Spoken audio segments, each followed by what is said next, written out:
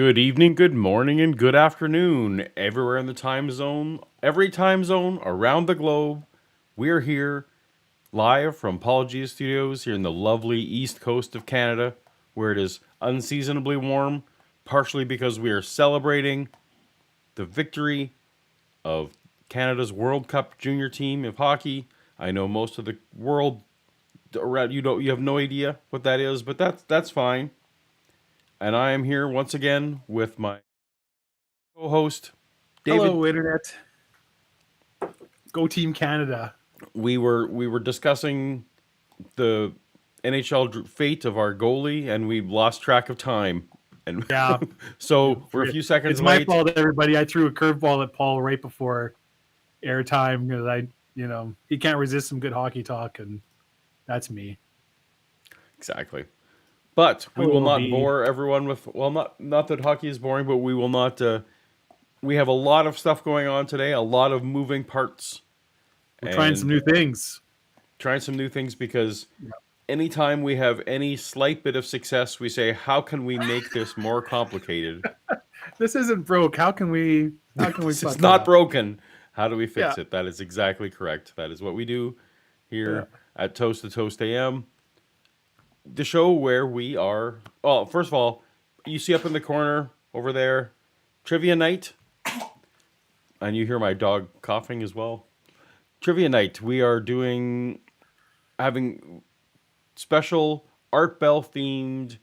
I haven't actually read the questions. Did you read any? So I think no, I didn't. I literally just put them in. So All right. we are these are trivia questions themed around conspiracy theories and or what would be the general category here, Dave? I would sort of conspiracy theory topics you would hear about on Coast to Coast is the general theme. It kind of covers a variety of topics, but these are all things that have been discussed on Art Bell's show. Perfect. Yeah. And as special incentive, so this is going to be not like bingo where Dave and I are involved in the mix. Normally, we have a bingo where we've in the past have had bingo games for fun. This is going to be you, the audience, competing against other members of the audience. So you're going to need to want to stick around for the evening so that you can accumulate the best score. And the prize for the winner will be a item of your choice from the Paulogia merchandise store. Fantastic. So if you are looking for you want to throw any rider in there about mug, where this person can be located, who could win? Because so internet, in North, you might get on the hook for shipping to Madagascar. Do I say within North America, within continental North America? Within. So let me say automatic within continental North America, and then if you're outside of North America and you're the winner, contact me and we will figure out something suitable. We'll work something out. We'll work something out. That's how that'll go. Makes all buddies happy. Yeah, that's right. But I would be so excited if someone overseas win. Honestly, like I think I might be in for that anyway. So we're talking like the new fudge shirts. If you're used to Hammy New Year. I'm listening to your beloved life partner throw all kinds of shade at you in the chat. And I mean, she's probably right, but still, yeah. Well, you don't gotta go say it in public like that, Shannon. That's harsh. All right. So we have the new fudge shirt featuring said Shannon Q. We have For the Bible Tells Me So. We have Gotcha Matt. We've got Former Christian. We got all kinds of all the greatest Paulogia hits. And in fact, if on request, I would actually also be willing to do Toast to Toast. If the winner wants something Toast to Toast themed, I will make a Toast to Toast. Yeah, we should thing as well. We should make some merch. Yeah, we should some merch so that we can have it for our lovely. So, should we talk about what? See how I slipped for anyone new? As if I'm going to be doing anything with this, anyways. Well, should we talk about New Year? Should we give a rundown of what the show is? Do we want to describe this? Do we want to describe the show, or do we want to go to? Do we have a sponsor today? Well, absolutely, we got a sponsor today, Paul. We always got a sponsor. This cutting right. edge content like This this, is people professional. are lining up to throw money at us. Yeah. This is clearly the most professional stream on this channel right now. Yeah. Well, no comments. All right. So, what Do you is want to Toast to Toast? do you want to give a quick description of what this show is and what we're Yeah. what So, we're doing what here? is Toast to Toast AM? Toast to Toast AM is a show where we celebrate / roast the old episodes of the show that was called and still is called Coast to Coast AM. But our preferred Yeah. host is Art Bell, and The so we tend originator. to the original, and we tend to focus on episodes. So we don't promise that will always be the case. We may stray into other hosts in the future. We're actually Oh. and because this show it was getting its wings, Dave, in 2022. It was a fledgling show, and we were just kicking the tires, making it work, seeing if we could get it off Yeah. the ground. Yeah. I think this We year were having fun doing it, and we did. I think that we are going to be branching out now. We've been trying to tether it somewhat to the main channel theme of religion and creationism. Mm-hmm. We will be doing that one more week this week, but I think starting next week we are going to be branching out into the broader Art Bell catalog so that we can give people a taste of some of the things that delighted us about the show. And I think I know this, you don't know this because I listened to a little bit of the episode in advance. Art is going to be expressing partially. I need to have a drink here. Art is going to be expressing. Well, before you do that, Paul, it's been brought to our attention there. There's a super chat, but also Jim Barrows makes an excellent point where he says the show didn't start with a toast and he feels defrauded, which was the tradition, and we should. Right. So the toast, and I am drinking Christmas rum. My special, I got Legend. I got Legendario for Christmas, which is I don't know how it tastes.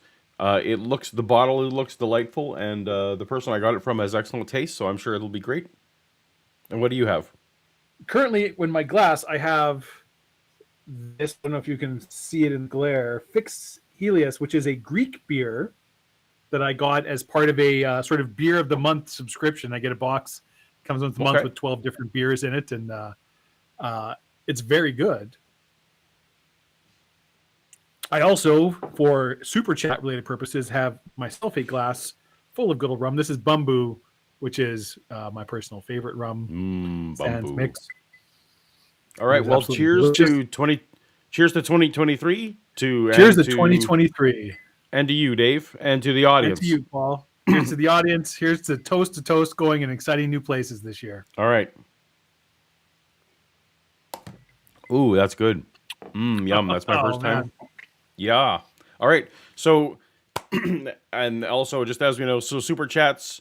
This is not a drinking game show per se, but we do appreciate super chats, and when we really like a super chat, we may well toast it, as per the title of the show, the toast. So, be it the generous amount given or the quality of the content. All right, Dave. Someone wants to see. Tim wants to see the T-shirt. So the T-shirt today is a if you Devastator. If you know, you know. I'm guessing. I don't know if anyone in our audience is. I don't. An old Gen Xer like me. Oh, no, that was not your thing. I don't want to give a clue because I'm waiting to see if anyone in the chat can guess what this shirt is. I'm also waiting for the show where someone leaves a super chat to find out more about my T-shirt.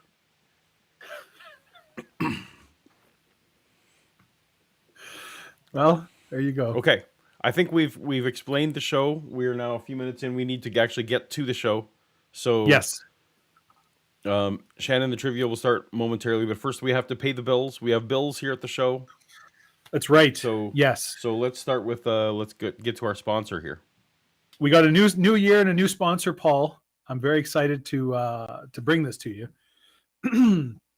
I don't know about you, Paul, but I can't even count the number of times someone I know has gone to check on the livestock at night, only to never be seen again. And we've all felt the unearthly terror of misjudging the length of a journey and being outside the town walls when the dark curtain of night falls upon the world. Even the relative safety of your own home can become a veritable minefield of stubbed toes, bruised shins, and ninja assassins after the sun dips below the horizon. Well, Paul, I've got good news for you. Because humankind is no longer powerless in the face of the overwhelming curse of darkness. With artificial light, you can carry life-giving luminosity with you wherever you go. And I'm not talking about those cheap smoky torches they sell at the corner or environmentally unfriendly braziers you've seen the high priests use. No, I'm talking about clean, bright, healthy electric light. Not only are handheld artificial suns easy to handle and cheap enough to buy by the dozen, the scientists and engineers at Artificial Light have managed to make the unimaginable fire of the sun so cool it can even be safely held by a child. Artificial light has even more advantages, Paul. Early tests indicate that with proper filters and casings, artificial light can be just as deadly to vampires and specters as the traditional sun, which has protected you and your entire village for so many years, as long back as the bards and storytellers can remember. So don't wait. Get some artificial light today. And for viewers of this channel, use promo code TOAST to Toast. That's Toast, the number 2 at Toast, when ordering light to get your own personal shadow at no extra charge. Light. Light. Well, that's amazing. I know, right? Dave, when we started this show, I doubted you. I got it. I confess. When you said I'm going to get the sponsors, I'm going to make sure the bills are paid. Yeah. Yeah.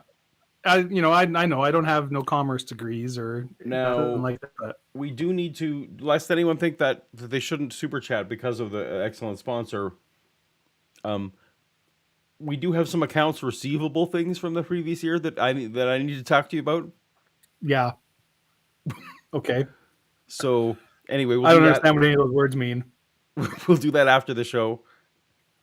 So we do have a super chat though, a $5 super chat from Who's Your Buddy.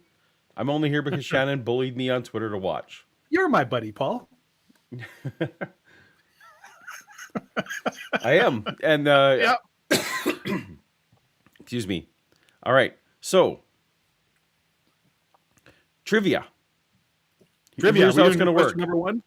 So let's I'm gonna start this countdown because apparently mandatory is a countdown. So let's just get that going. So all right, go ahead. I don't really know how that. Yeah, so you better explain to the audience how do they participate in this trivia. So what's going to happen is in a minute and 45 seconds, like I feel like it's New Year's again. Yeah, I could have been doing the ad when this was happening, I guess. I should have maybe, yeah. Well, next time. We didn't know. We're new to this. This is new. We're trying to. So when the countdown is done, there's going to be a question and 4 answers on screen. Each answer will have a number: 1, 2, 3, 4. Sorry, Jim Barrow was just told a very good joke in chat. The kind of joke I love. That's good, Jim. That's very good. Yeah. Are you going to read it? I'll read it, absolutely, because I love a good dad joke. We got time. Cowboys used to hang lanterns off their... Ooh, I almost knocked my beer over. Cowboys used to hang lanterns off their saddle horns. It was satellite navigation. Yeah, ooh. There you go. There you go. All right. There will be a trivia question. Numbers 1, 2, 3, 4. You enter the number of the answer that you think it is. The bot, as it were, in the chat will be tallying the scores. You can only enter one answer. That'll take your first answer. And throughout the evening, there will be 7 questions. Whoever has the best score after 7 questions will be the winner. We are going to do a question every 10 or 15 minutes or so it won't all be at once. And anything else we need to know? I think we're... So you just type just the number? That's all you got to do? I believe just the number. It's my understanding that just the number will work, even though the instructions on screen say you can also type the answer. Some of the answers are quite lengthy and long, which are synonyms. I was putting up against the character limit on those. I don't mind telling you. All right, so we'll see. We'll see how it goes. Bitch. All right, Dave, you gonna read the question when it comes up? Sure. If and when. All right. When discussing the obvious truth that the Earth is a flat disk, the word firmament refers to what? Should we read out the answers? We got 29 seconds. Sure. Instead of dead air, read them quick. Answer 1. The wall of glacial mountains that ring the world form a natural barrier. 2. The code word used by various intelligence agencies when working to hide the truth. 3. The ancestral turtles that support creation.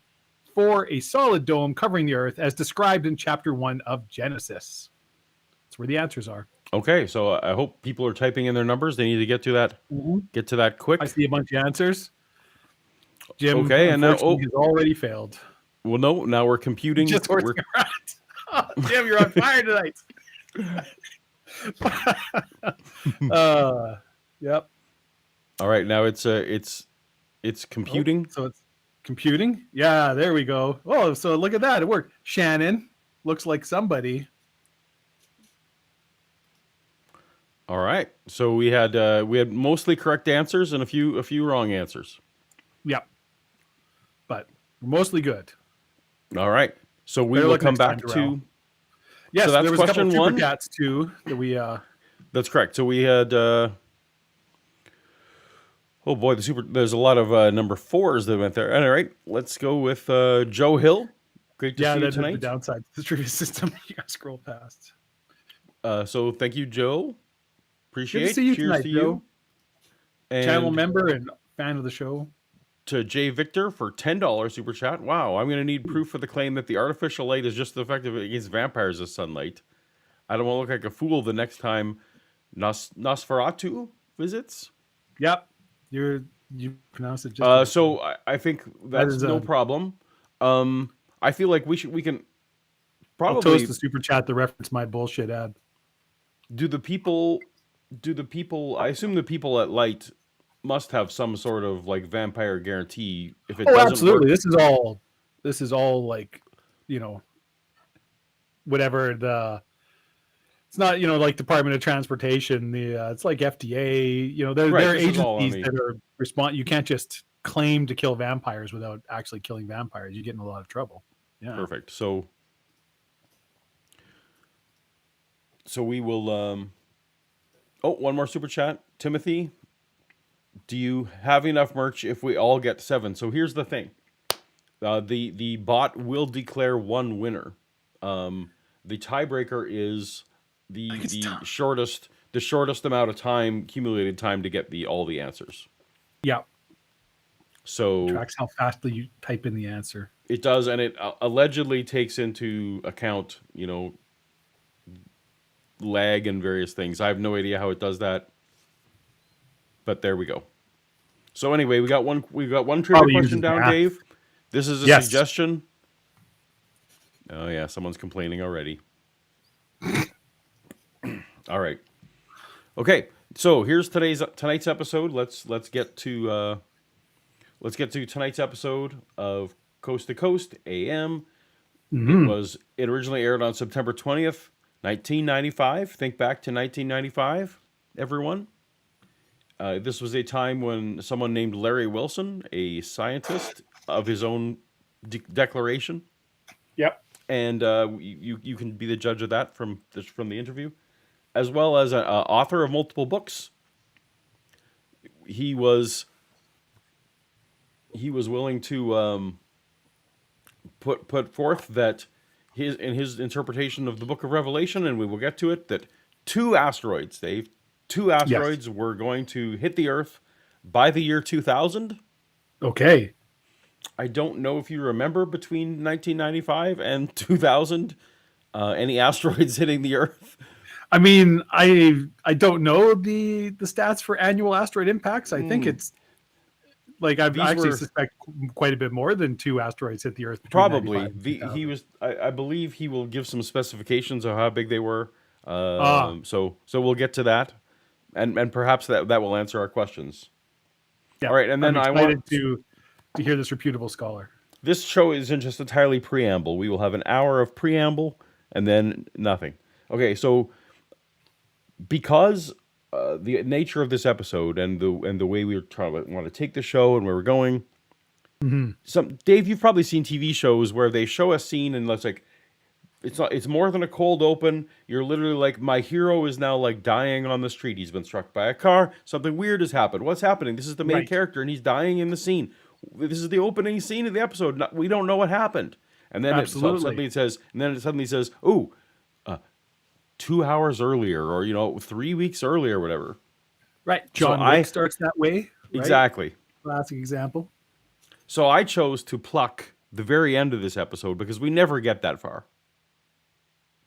No, I plucked the end of this episode and put it at the start, it's because you're such a so, chatterbox. so that it may be. It's true. So that I may, yes, not in real life, but here. So anyway, it will be a taste of what's to come. It will hopefully entice you to know, why is Art saying these things? What happened in this episode to make Art have such a visceral reaction? Yes. All right. I think that's been more than adequately explained. Off we go. All right, I've got a lot to talk to you about. God, what a strange night. Larry Wilson was very disconcerting for me, and I'm still trying to put my finger on it. It has something to do with religion. I know it does. And I let me try, and then I've got some more information for you here. I struggle with religion, as many of you know, and I don't allow a lot of it on the radio, but I also don't disallow it. And I really thought that with all of the people that I've had on who are off on the edge, and I know that a lot of you think that Scallion and Hoagland and the list really goes on for a mile, are out on the edge, and that I never came at it from a biblical point of view. And I thought Larry would be an opportunity to do that, and he was. And what's bothering me about the whole thing, I mean, there's a whole litany of things that bother me. One of them is that religion seems to say this is inevitable. I don't know if I believe that. I think that science is a very powerful thing, and I believe that if something was coming at us, assuming that we got to know about it beforehand, and I think comets are a lot like bullets. I'm told that when you're hit with one, thankfully I never have been, you get hit with a bullet and then you hear the sound, if you follow me. You never see it coming, you never hear it coming, you just, you have a hole in you, and then you hear the crack of the rifle. And that's very much, I suppose, the way a comet could hit. So Larry could be right. I don't know, the whole thing just disconcerted me in a very strange way, but I'm glad I did it. Does that resonate with you at all? And that's how the show ended. That's how the show ended. So go on.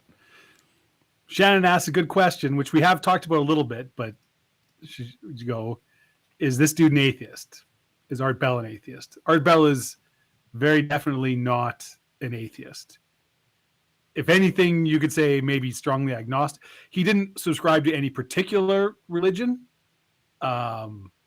but he very definitely believed there was some sort of spiritual aspect to reality. There was something beyond what physical science could explain. And he was very into sort of like ghost hunting and supernatural stories and some of the things. And there was some kind of afterlife. There was some kind of more to reality than, the super and supernatural, right? He very definitely was not an atheist. But he also didn't really believe any organized religion was accurate or true. He was pretty skeptical of all of them for various reasons. But so Jay Victor gives us a $5 super chat. We could try to pull a Memento and play clips in reverse chronological order. It'd be a lot of work, Paul, but cool. It would be a lot of work, yeah. And I try not to do that much work. But speaking of editing the episode, so the other thing that happened in the description of the episode, I learned that at some point there was going to be Christian callers who turned on him. So rather than spend our time with everyone, turned on the guest, not on our turned on the guest. Turned on the guest. No. So the guest is a Christian. The callers were Christians.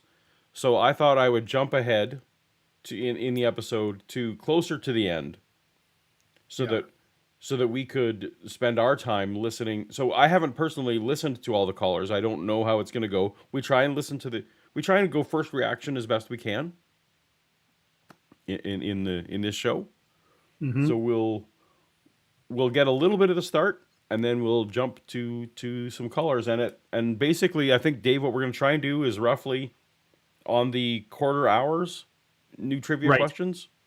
Yes. So those trivia fans in the chat who are looking, you can maybe ping us if we're not noticing that it's at a quarter hour. I mean, we're coming up on the bottom of the hour here. Oh, well, Do we you want to think we just should slip one in before we kind of get started? Well, let's look at the super chat first from Timothy Harmon. Paul has a well-developed formulation about prophecy. Yes, I have which I don't think I could recite off the top of my head. I have criteria of what makes a successful prophecy. So for among Making them, more money than you spend. not profitability, Dave. Oh, fuck. I'm so bad at English. And accounts receivable. You're making up words again. Make up words. So things like, that, Dave, that the prophecy may doesn't need to be interpreted, that it clearly relates to a single definable event, that the prophecy be written before the event that actually fulfills it, Yeah. that we can actually demonstrate that the fulfillment happened, that it not be of a nature that people who are motivated for such a thing to happen can make it happen. Some of those. I mean, some that of one's the, a little tough because, like, maybe it would have happened anyways. But that's always the trick with prophecy, right? You never know. Sure, but in a way, it's kind of like, hey, if I'm going to come up, hey, this great prophecy that I'm going to Well, I end mean, the this formation stream. of Israel is the famous one. Right? Yeah, formation of Israel. But even like, let me just prophesy that this stream is going to end before 3 a.m. my time, and that's Yeah. Well, I'm actually somewhat in control of whether that happens. So Yeah. Somewhat. some Roughly not entirely. 100%. Okay, so what you're telling me, Dave, is that we're gonna before we go to the show, we're gonna do the trivia. I'm going to give the fans what they want. Okay. We should go. Do we have to have another account, or is it just okay? No, it's just this set. We'll have 17 seconds of countdown because apparently that's the way the game works. And it justifiably, you need to build in these times so that it can account for, all the various internet timings that it accounts for. So coming up on question 2. Question number 2. I'll read this one out again. And the answers and answer quickly in the chat if you're hoping to win all of them.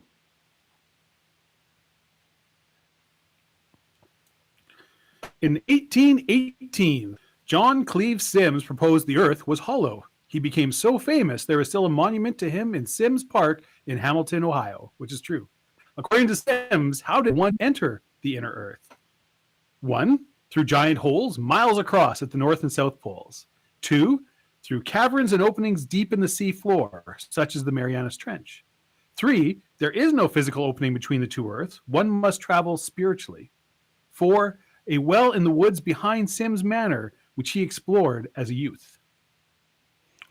You have 3 seconds. I have my own guess, but I'm not playing the game, so I won't ruin it for everyone. I'll ask you. Well, you can say your answer now, I guess, because it's too late. It's computing the answers. What was your guess, Paul? Oh, there's number 3. Is it number 3? No, it's number 1. Through giant miles across holes at the North and South Pole. I see. All right. Well, the answers all over the place here. Yeah. Oh, all over the map. Oh.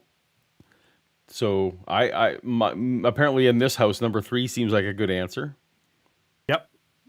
Oh, I need to pause the game. Pause the game before we get down to. All right. Right. So we've had 2 trivia questions so far. Yes. Let me.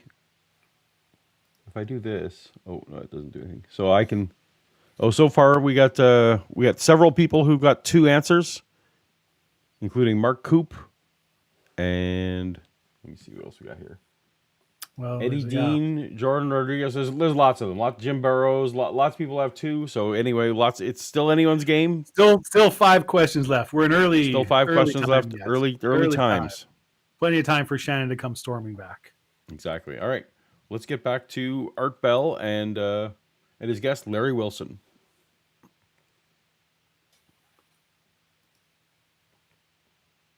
We are going to have a guest this evening. He's going to be a very interesting guest. His name is Larry Wilson, and I guess I would like to begin by warning people that if the kind of material we're going to... Larry believes that a couple of comets are going to be within a few short years plowing into Earth, to put it bluntly. If this kind of material disturbs you, this would probably be the right time for you to tune out. I won't mind. I don't want to disturb you. I don't want to scare you. And I do. I want to disturb and scare you. So you stick around for the trivia and the disturbances. I do always like it when you bother me. so I'm issuing this little warning right up front. Within reason. So it's going to be a very interesting program, but if this kind of thing freaks you out, then you should go away to happy talk somewhere. So, Larry, welcome to the program. Here you are. Well, thank you, Art, and good morning to all of your listeners. Where are you, by the way? I'm in Texas. Texas? Yes, sir. Well, we're in Texas. All right, good. This is pretty frightening stuff. What is it that you think is going to happen, Larry, and when is it going to happen, and what will it do? Well, Art, in a nutshell, I've come to the conclusion that there is an end to the world as we know it, and the events that lead up to the end and the establishment of God's kingdom. There are a series or a sequence of events described in the book of Revelation, as I have come to understand it. Mm-hmm. Let me go back a little ways and tell you that in 1988, I concluded that the Earth was going to be impacted. I'm guessing you don't remember, Dave, the famous... There was a book that came out, 88 Reasons Why the World Would End in 1988. I do not remember this book, no. Yeah, that was a big one, distributed when I was a little kid. And then, of course... I am desperately curious to read it now, though. And then it keeps... I'm sure you can find copies online. And then there was, then it got updated for 92 make a or little note to something. myself, because I want to... Yep. I'm going to track down a copy of this. Exactly. Even if it's digital. There's probably still, there's probably still one in Probably our still church one library. in our church library. Yep. Because In it was the definitely... city that neither of us live in anymore. It was definitely referenced from the pulpit back in those days. Yeah. By a binary pair, asteroid impacts. Larry, these are incredible statements, and I've been neglectful. I probably should have done it. I don't know that I've got a good, strict bio on you. What is your background? Well, I love this. Well, I'm going to say this in Art's defense right now. If this is true, if you're like, I haven't actually done it, and to be fair, he was doing this literally every day of the week. So, Right. You got kind of a little slack. But if you're like, if you haven't, just come out and say it. It's like, okay, so I don't actually know who you are, rather than trying to BS your way through it. Oh, I should have got that comprehensive. Wait a minute, you think what?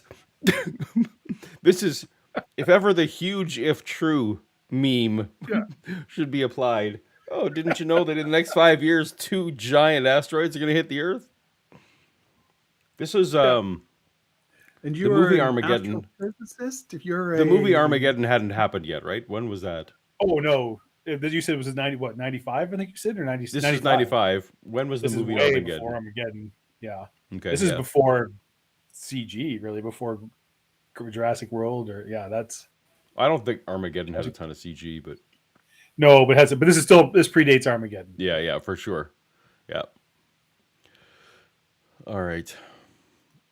At that time, I was working for a large hospital in the Dayton, Ohio area. My specialty was in the area of health and health promotion and health improvement. And well, that's a long way from comets crashing into Earth. So I like that call out too. Oh, you tell people to do sit-ups and eat less food, but okay, all right.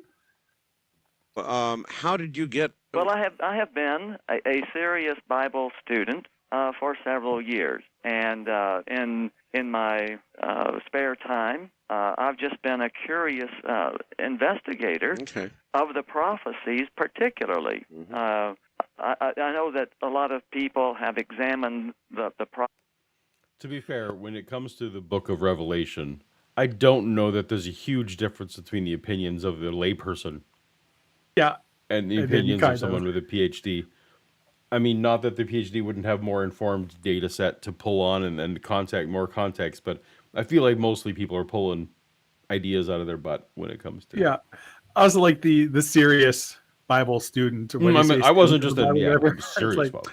yeah. So you haven't actually, got any accredited. No, no, Nothing that major But- denomination recognized as a but- qualification for a priest or pastor or prophet. no, but I do tell chubby people not to eat so much food. So Yeah. prophecies of Revelation and thrown up their hands in despair. But I like puzzles and I like mysteries, and I do so too. I just hung in there. And one day the lights sort of all came on, and the picture seemed to come together. What do you You're not have you wrong, written a Joe. book? Do you have a Deep Impact newsletter? was a What are better you? How are you disseminating information other than perhaps through a program like this? Yes, I've written several books. Oh, One of them is titled "Warning: Revelation is about Oh. to be fulfilled." Art's just constantly surprised. Oh, okay. Oh, So all right. Well, now, one cool thing of this was, in these days you couldn't just self-publishing was a bigger deal back in those days than it is now. So to Yeah. write a book, you didn't necessarily have to get someone on your side. You didn't necessarily have to get money, but you did have to then spend your own money if you actually wanted to print these things. to be fair, he just said he's written several books. Oh, that's true. He hadn't said published. I mean, the Unabomber wrote a book. That's couldn't That pick one it was up in widely- Barnes and Noble. Dave, that though. one was widely published. Come on. Mhm. Let's hope our good friend, what's his name, James, Larry. Why can Larry Larry, Wilson, I believe, right? Yep. And I also publish a monthly newsletter called Daystar. say that again. I publish a monthly newsletter called Daystar. Daystar. Yes. All right. Daystar. Huh. That's interesting. It's kind of ironic, isn't it? Well, I've had a lot of people on, Larry.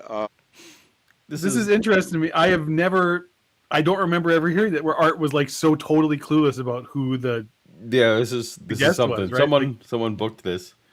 yeah. I wonder if somebody like dropped out the last minute or something like that, and it was just a throwaway. You know what I mean? This is yes. Did you see the movie, the Ryan Reynolds, Will Ferrell holiday new movie, The Spirited? I have not yet. I hear it's not Anyway. bad, and that Good Afternoon. It's not bad. It's is fine. I fantastic. won't. But one of it is they make special note of how Good Afternoon used to Yeah. be used more of It's as an essentially insult yeah. or a dismissive thing.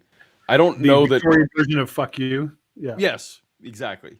So Mm-hmm. that is used. It's a kids movie, so they continually use "Good Afternoon" instead of "fu," which is a Yeah. joke and it's clever. Anyway, Yeah. I remember in the '80s, I would like to subscribe to your newsletter. Was the Mm-hmm. Good Afternoon of people with weird ideas? Yeah. It was like, oh, I would like to subscribe to your newsletter. Yes.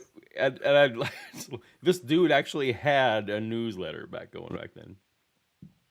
You just assumed that a crackpot like this would have a newsletter that they were doing. This is pre-blog. All these good. All right. Yes. Exactly. This is before the internet, so it was much harder to That's right. disseminate your crackpot theories. Well, 95 was like Netscape. The first Netscape. Yeah, the browser internet came out in existed, but 95. it was still. It was basically the days where it was still almost like you almost had to know a little Linux or something. Well, if this to- was earlier in the year, there was no browser. HTML was not used by anyone at the start. yeah, of the year, Usenet was a thing, and like sort of message boards and stuff. It was easier than it was, even like 2 or 3 or 4 years ago. But All right, I want to drink my good rum, so I need some super chats. Come on. yeah, did you ever have one of those? I remember our friend Derek, who you may remember, going over his house. He had one of those modems that you put the phone Yeah. in it, and then it was like 40 A baud. cradle I think modem, it yeah. was. Yeah. Mm-hmm. Yeah, and you go over. Oh man, and then we'd hop on Usenet or Yep. I can't remember if MIRC was a thing back then yet. Probably not. I'm trying to remember what some of the different chat things would have been. Yeah. No, Anyways. I mean, Usenet was the big one. Yeah. Internet Relay Chat was later, but IRC might be That the was more of a first one. 90s thing, right? Even Yeah. that was more when the There wasn't really peer-to-peer. There anything. wasn't direct peer. That was I mean, like when email. essentially sending an email was like the coolest Yeah, no, shit. email was really the peer-to-peer. Anyway. Yeah. All right. I mean, Usenet. Of varying cuts. Yeah. One of them, the one that has impressed me the most to date, was Gordon Michael Scallion. Yes, I'm acquainted with some of his work. I can imagine. And what chills me is when I have people on like him or you now saying it seems to me virtually the same thing, but coming at it from a different perspective. Now, when you have Gordon Michael Scallion on, the people who are religious. So just for fun, I actually went and looked up. Where is it? Someone's referencing Trogdor and Homestar Runner on chat. Oh wow, Homestar Runner. Yeah. That was when pre-YouTube people thought they could make it big. Yeah, and they did. They still put stuff out on YouTube every once in a while. Homestar Runner does? I was wondering. Yeah, the Chapman brothers. They have this series called Insert Disc 5 of 6 or something like that, and it's Strong Bad in character playing through real life classic video games, and it's like a live play, so it'll be like they just record it live and he in voice and he does this. That's Strong funny. Bad playing this game, and they're freaking awesome. I highly recommend it. Yeah. We have a super chat. Of the two 1998 Asteroid movies, I prefer Deep Impact over Armageddon. They were both terrible, but at least they were fun. All right. While I agree with your ranking, Joe Hill, I don't count either of those movies as terrible. I don't either. And I think we can definitely pull up the list of all the movies released in 1998, and I guarantee you we will find some that are monumentally worse than both Deep Impact and Armageddon. Indeed.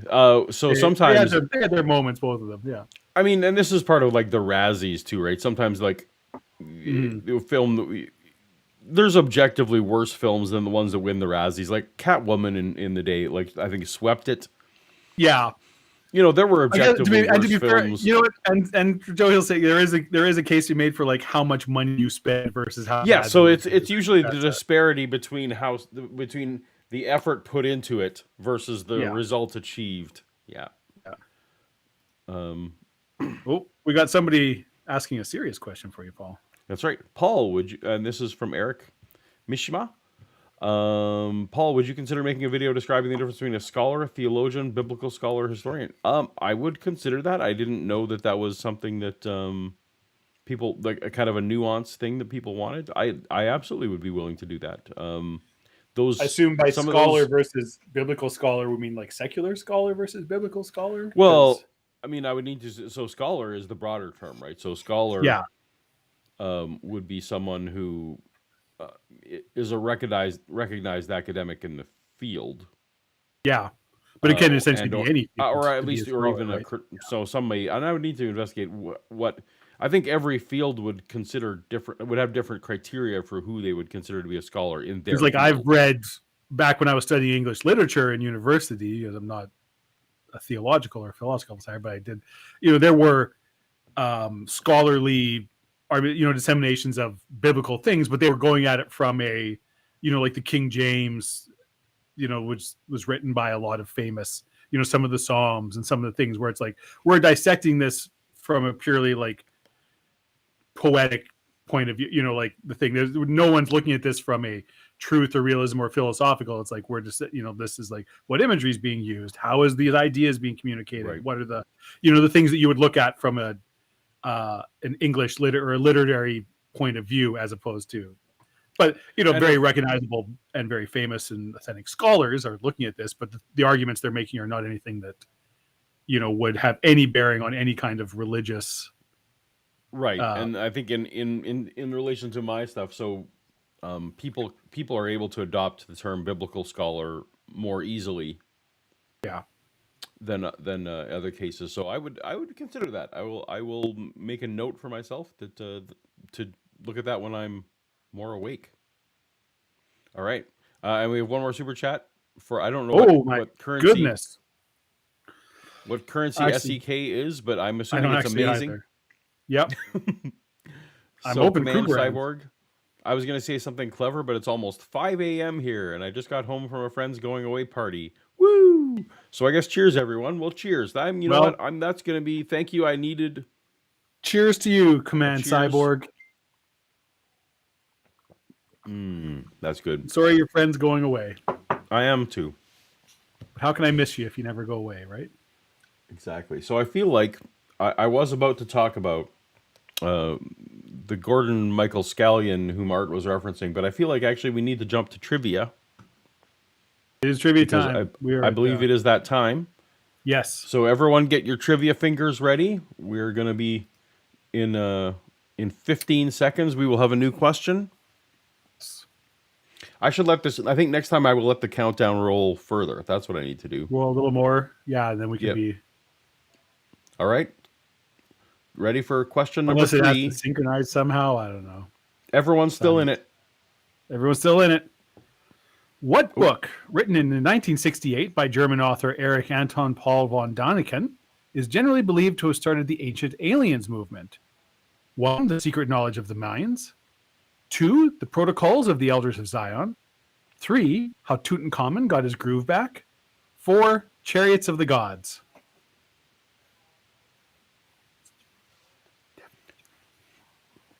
Get your answers in the chat. For those who don't know, answer the number of the one that you were looking for. Yep. I am going to. I will save my guess for a couple seconds. I'm guessing is it number 2? Absolutely throw Is it- super smacks. Huge criticism for both. We'll read it out. You just gotta super chat it, and That's right. This computing is taking longer. There must have been more going on. I see a lot of answers scrolling by. Oh. It looks like I think looking at pretty much everybody knows the answer to this one. This is a pretty famous book. Apologies to everybody who didn't get it. I don't mean to. But yes, this is. Yeah.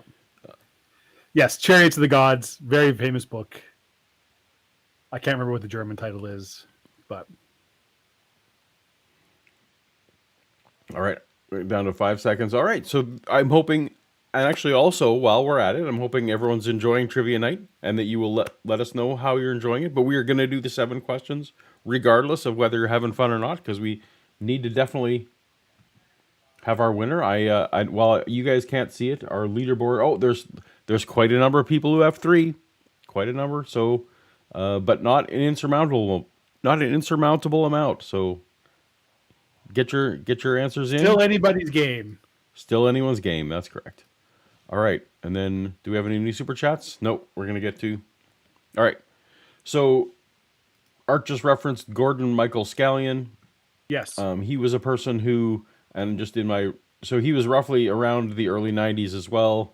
He was coming up with, he was putting out, do I need to accept cookies or something on this? I don't know what's happening. He was putting out maps like this. And let me see if I can make it bigger. Nope, doesn't want to be bigger. Paul, I can't see the map. Paul. No, this because there's a very important ad for something. Paul, the map's Anyway, too small. he was putting out maps like this where like this is how much of You can North sort of America see would where- get flooded Yeah. if certain asteroids hit in certain places. So, but he was not using religious imagery per se. He was just putting out random hypotheticals. It seemed like for what he viewed. So I don't know if there was, if you remember in the mid 90s, and I think probably what sparked all this movement was there was a comet that kind of sailed through, and that the government kind of didn't talk about much until it had passed. But it was like like 600,000 miles from hitting it. Like it was some like giant number, but in terms of the universe, it wasn't a giant number of how much it missed us by. No, so but it's still hundreds of thousands. It's like I remember, still hundreds one of video was thousands of mentioned like, kilometers well, away. it might pass as close as the orbit of the moon. It's like the moon is Right. whatever. Yeah. it's very far away. This is not a close miss. Yeah, Exactly. So, and it turns out that anyway, was just like the edge of the whatever statistical where it's like plus or minus such percentage, and really it's farther Yep. away, but the worst case scenario, it potentially could be this close, but it's not actually this close. Yeah. It seems like that's the guest. Art must have really liked this guest when he came on his show and liked what he was saying because he brings him up a bunch of times. Well, so maybe we got to look that up and go. Maybe. Yeah. Will call in extremely angry, even though he's got an 87% accuracy rating or whatever, and I've been tracking them as a matter of fact. They call in angry and they say, look, even if he was as good as 99%, the Bible says he is a false prophet, and all who make predictions are false prophets. Well, Art, I've been called a false prophet for a long time, so I'm in good company. Oh, you too, huh? All right. In 1988, when I began espousing my views that the Bible predicts 2 asteroid impacts, one specific. All right, you've been distracted, so I may as well put it up on the screen. You can go ahead and read it. Dave, my arms are very weak. I'm sorry about that, skeptics and scoundrels. Is there a less heavy version of artificial light? Some sort of light version of artificial light, perhaps? Skeptics, I am not sure about that, but I am willing to do the research. I'm willing to go back to the artificial light and suggest it. And you know what? If there isn't, maybe I can get some kind of development or finder's fee. This is my idea. Patent pending. Are the artificial light people? Is LED lights? Are they a subsidiary of the artificial light people, or is You're that making competing? up words again? Okay, my bad. Yeah. Yeah. All right. Back to Terrible habit, asteroids.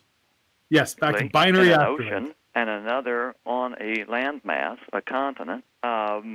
People ridiculed me and told me that I was nuts and that the only rocks that out there were in my head. In your head, huh? See what I can do. Where In your head.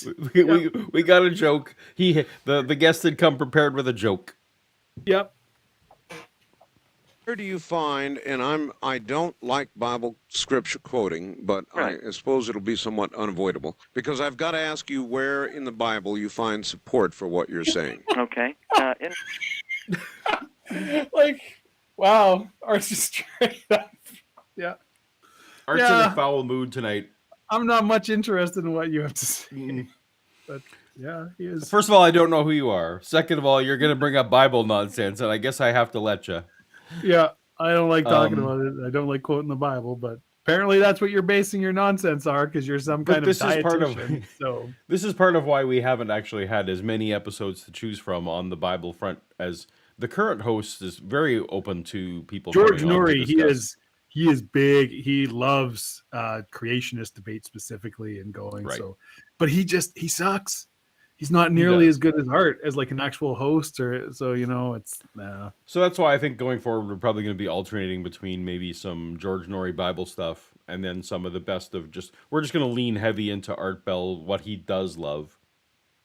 Yeah. But I thought we'd give everyone a taste of this one that's just his disdain for Bible-based theories. Yeah. Revelation chapter 8. Yep. There's a statement starting in verse 8. It talks, or verse 9 actually. No, I said it right. Verse 8 here. It says, the second angel sounded his trumpet, and something like a huge mountain, all ablaze, was thrown into the sea. And then in verse 10, the third angel sounded his trumpet, and a great star, blazing like a torch, fell from the sky.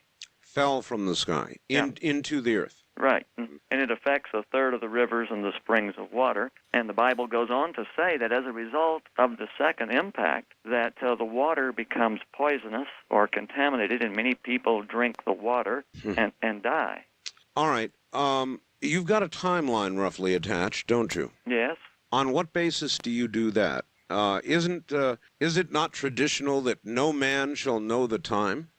No man knows the day or the hour of Christ's return. That's a foregone conclusion. Well, how does a man know about the trumpets that have begun to blow? Well, Bible prophecy operates as a continuum. You have a beginning point and you have an ending point, and there is a methodical way to lay out each of the elements to see where you are in this continuum, and this prophetic continuum has been already in process for 25 centuries. So it's not like you just jump into the middle of reality one day and say, "Hey, here we are." In reality, the way it works is that you begin to examine what has happened, how it was laid out, the architecture of prophecy, so that you can find your place in the great clock. Mm-hmm. And, Well, what does your great clock say with regard to these comets? I mean, this is a very non-trivial matter. When?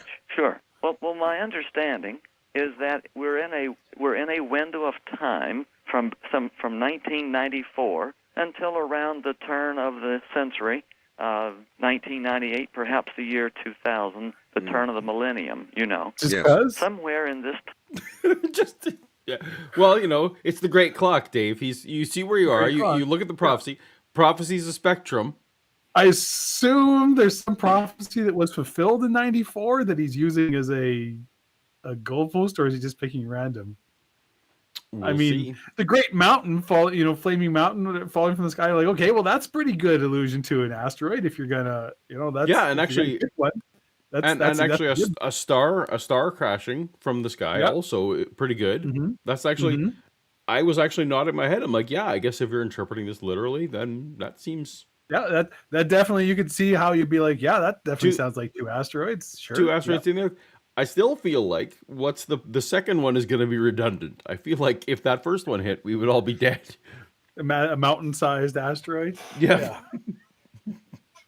Time period, I expect these events to occur. Now, that doesn't mean that they will occur, but that is just my anticipation. So basically, you believe, from a scientific point of view, as well as a biblical point of view, that's right, that Revelation has begun. Yes. That the trumpets have sounded. No, they're about to sound. About to sound. Excuse me. And that two planetary comets, would you say? Yes. Are going to plow into the Earth. One into the ocean, which will create a minimal 3,000-foot tidal wave. Yes. And the other into a landmass, which will, whatever landmass it hits, essentially, split it? Bring so much devastation to the continent that it in many places will be totally vacant of life. Vacant of life. And you believe this is going to occur prior to the year 2000? In other words, soon? Yes. Not I can't pinpoint time and location to a resolution that goes beyond what the Bible seems to indicate. Mm-hmm. But I believe that it's before we reach the seventh millennium, which occurs somewhere between 1998 and so he's a shortly. young Earth. Yeah, so young. Well, yeah. Which I guess if you're taking Revelation as strictly literal, then sure. I mean, Genesis is a cakewalk compared to Revelation. So. So we had someone asking about trivia, and we're almost at the top of the hour. We are almost at the top of the hour. Yes. Do you think we should just go to the trivia for question? We better go to the trivia. We're on question 4. I need to run and refill my drink as well. Oh well, should we let people? I guess I can. Well, we've already got the question up. Oh no, this is the other one. Should we? We can do the trivia question. I feel like I can skip some of this, guys. All right, you can skip some of you can skip some of art. Yeah, I guess you probably can. All right, so let me start the countdown.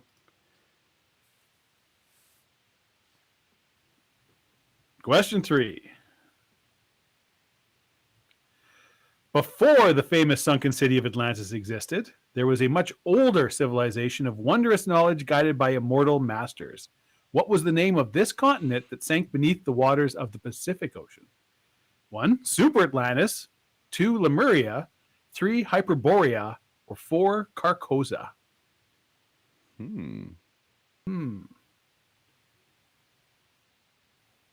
None of those were in the last Marvel movie, so I don't know.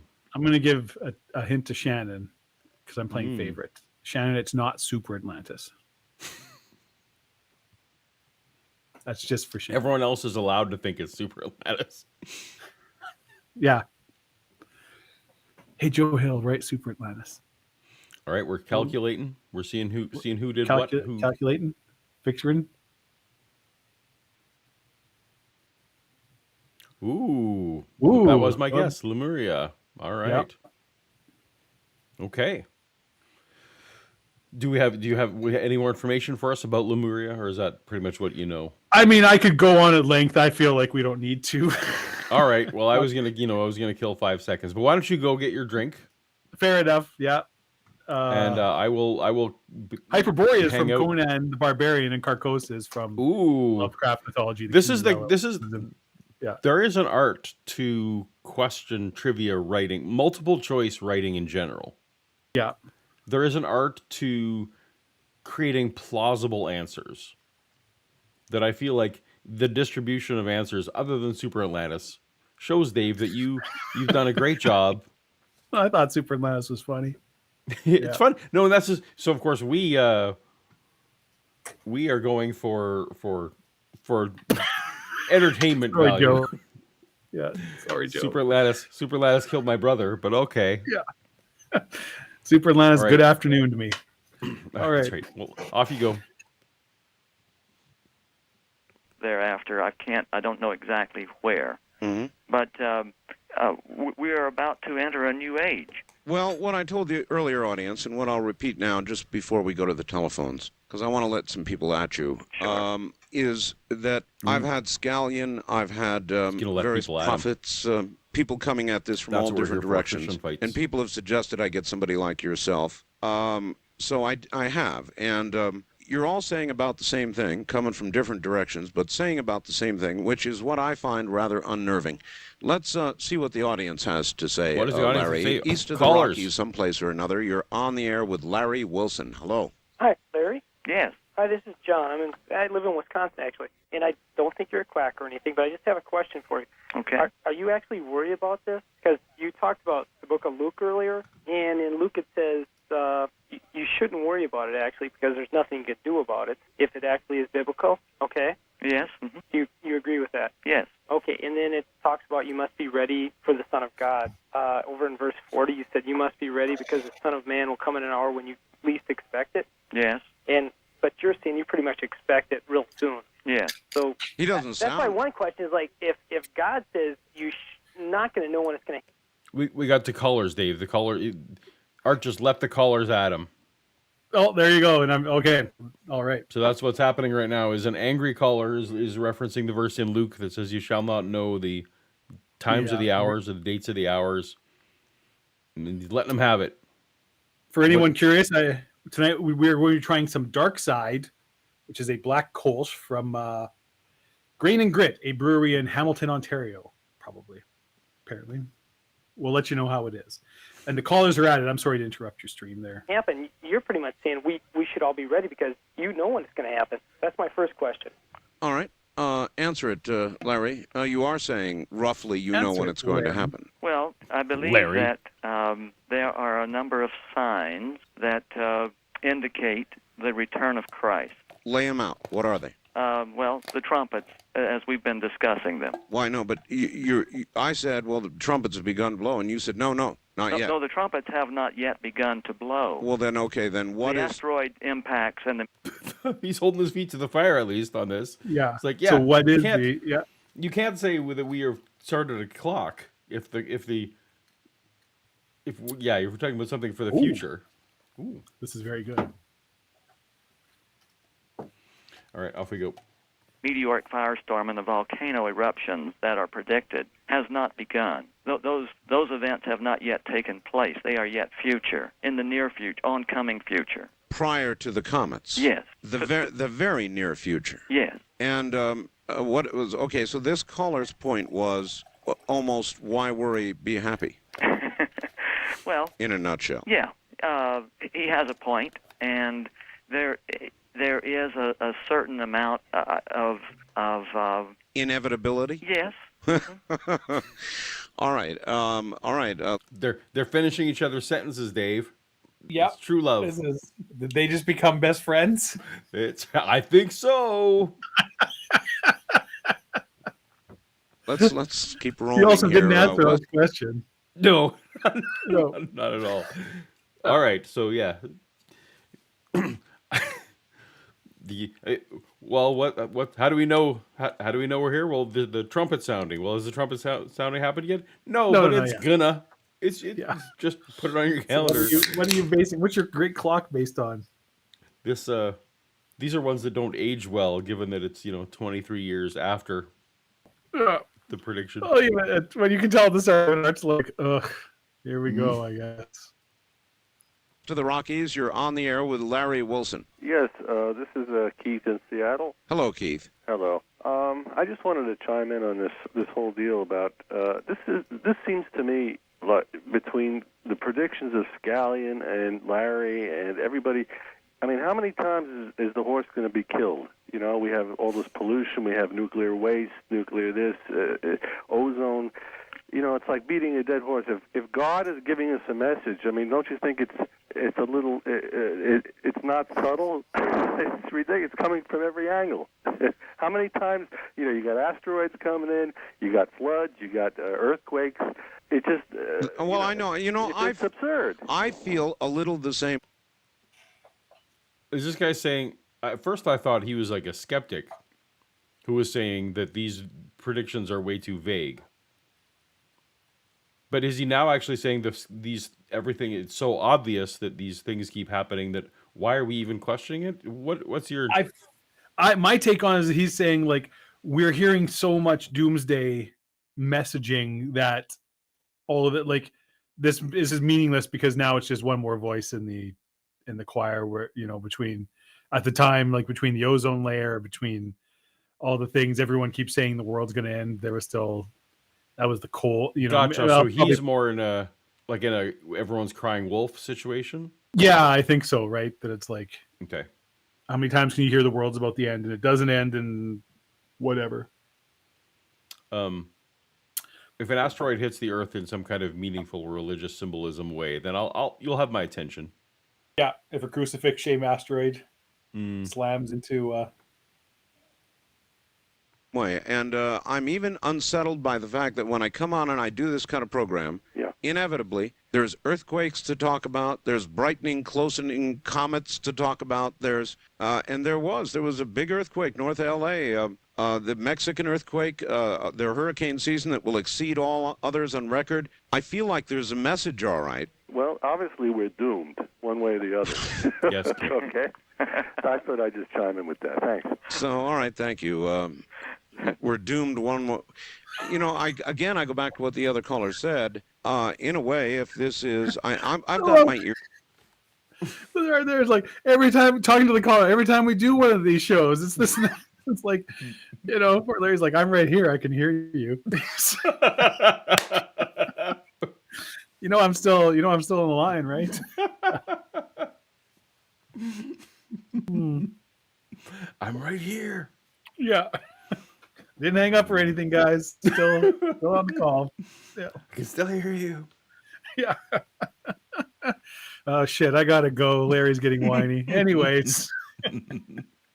Out. Psychic hairs are up, and they feel something coming. I felt it for a long time, Larry. Yeah. I can't quite put a finger on it. I'm not a religious person, as you seem to be. I believe in a creator. Yeah. But I've just got a general sense of great unease, Larry, that the other shoe, kind of like the other shoe's about to come down, something like that. You're almost, you keep looking at the TV daily to wonder if it has fallen, The other shoe has literally come down. I know, and some days it feels like it's on the way. A wild card line, you're on the air with Larry Wilson. Hi. St. Louis, Missouri. Hi. The mighty K-Ram. Yes, sir. 2 questions for your guest. Sure. Number 1, are you familiar with the term Yahweh? Yes, I've heard it. Uh-huh. Okay, you know that is the name of the Creator, right? I know that's what the Jews called him, yes. Well, it's just not the Jews. That's just that just happens to be his name. I'm a person.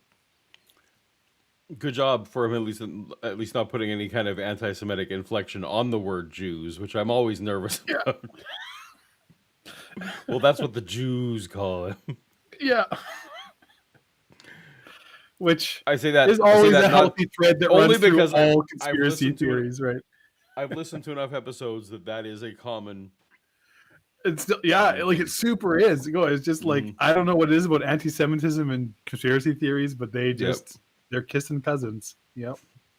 That calls upon the name of Yahweh, and I study the scriptures. I'm a student as yourself, and I've basically reached the same conclusions as you and Gordon Michael Scallion. My second question is, in In my studies of the book of Revelation, Revelation 13 specifically, there are two beasts mentioned. I'd like to get your opinion. The first beast, in my opinion, is the world government, which I think is the United Nations. And the second beast that gives power and causes all to worship the first beast, I think is the... I remember this vividly from the 90s at church. That, UN was the one world... UN was going to be the Yes. one world government. Yeah.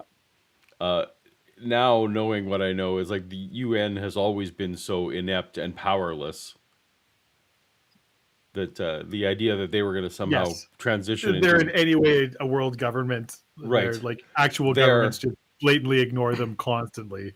Yeah. Yeah.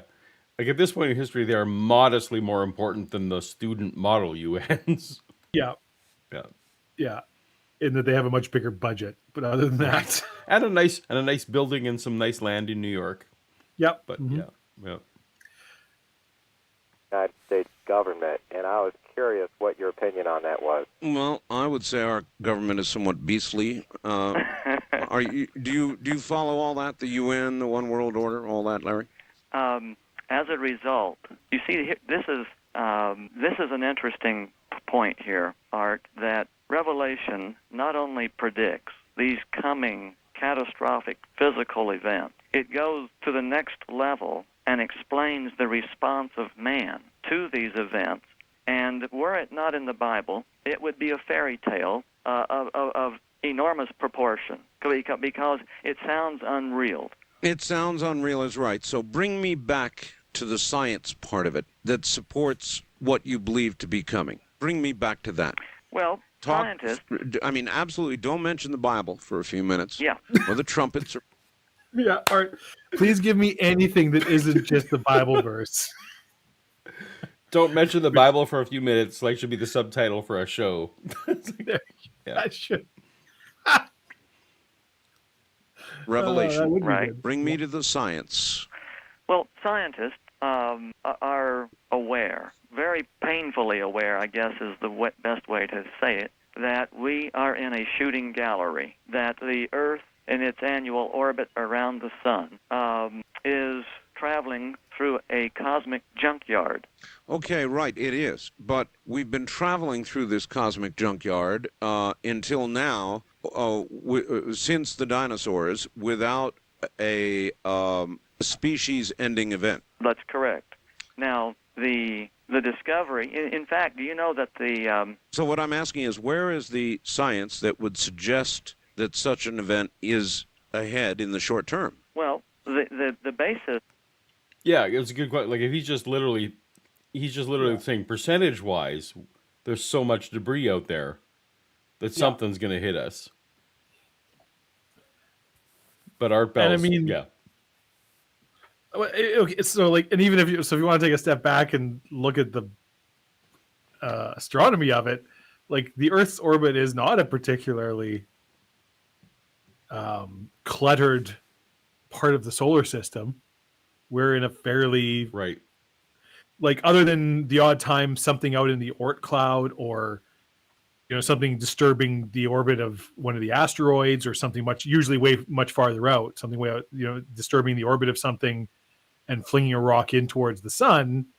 Like the orbits of the planets are all pretty, the gravity fields of Jupiter, Earth, like have pretty much cleared out the inner solar system of any kind of... There's the asteroid belt, which moves in its own orbits around the sun, but everything's pretty, more or less, in a in stable the arguments place. about fine-tuning, Yeah. and I don't disagree. Like, so people, the Hugh Rosses of the world, and those, and even like SETI and Carl Sagan, when they were investigating like what planets might be able to have life, I don't disagree that one advantage that our solar system has had is having the giants out there, right? So having Neptune, Uranus, Jupiter out there, Jupiter's having Jupiter's the big such one. Yeah. having so much gravity themselves. Yeah. That they do take some of our hits for us. I that's a thing, for sure. Absolutely. Yeah. Yeah. But that doesn't seem related to the idea that. So again, actually, it goes back to Moore's point. So okay, so then the fact that just there's a lot of stuff out there, what tells us that it's going to be soon? Like, Yeah, and at like this if point, anything, the actual science is like these events are getting less likely as over time the universe gets more not the universe, the solar system gets more and more clean as Right.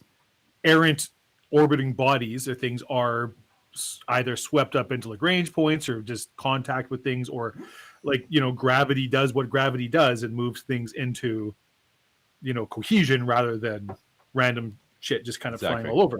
And so there was, the farther back you go, the more kind of random things there are flying around the solar system, and you had with more, which is why you see, especially on bodies like the moon or Mars or anything that isn't geologically active like Earth is, you will see many more evidence of craters, even though there aren't that many impacts anymore, because there used to be a lot of impacts and now there's far fewer, because the shepherds, the gravitational shepherds of the solar system have more or less moved everything into where it's supposed to be. And the odd thing that still drifts through, the odds of it hitting any kind of body are so astronomically low, because most of space is space, that where there's definitely a reasonable statistical chance that we will never have another, extinction right, a level. Yucatan Peninsula Earth. dinosaur Yeah. extinction level event. Sure.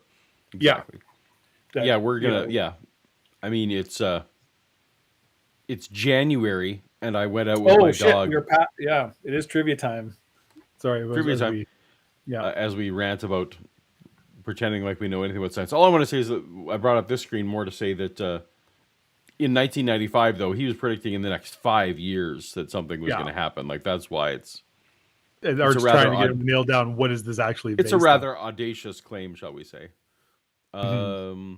Larry wants to tell us that Jupiter doesn't protect the Earth. It's equally likely to throw an asteroid into the inner solar system as out of it. It only depends on the relative angles. Fair enough. In a way, he's not wrong. Yeah, it's true that something coming in from outer space is more likely to get caught up in the gravitational swing of one of the giants, but they also often will disturb the orbit of something like in the asteroid belt or around and pull it into the inner solar system, and you get a comet or an asteroid of some kind flying in. Yep. But trivia time. Trivia time. Okay. Here we go. I'm resuming the game. 7 seconds to go till the next question.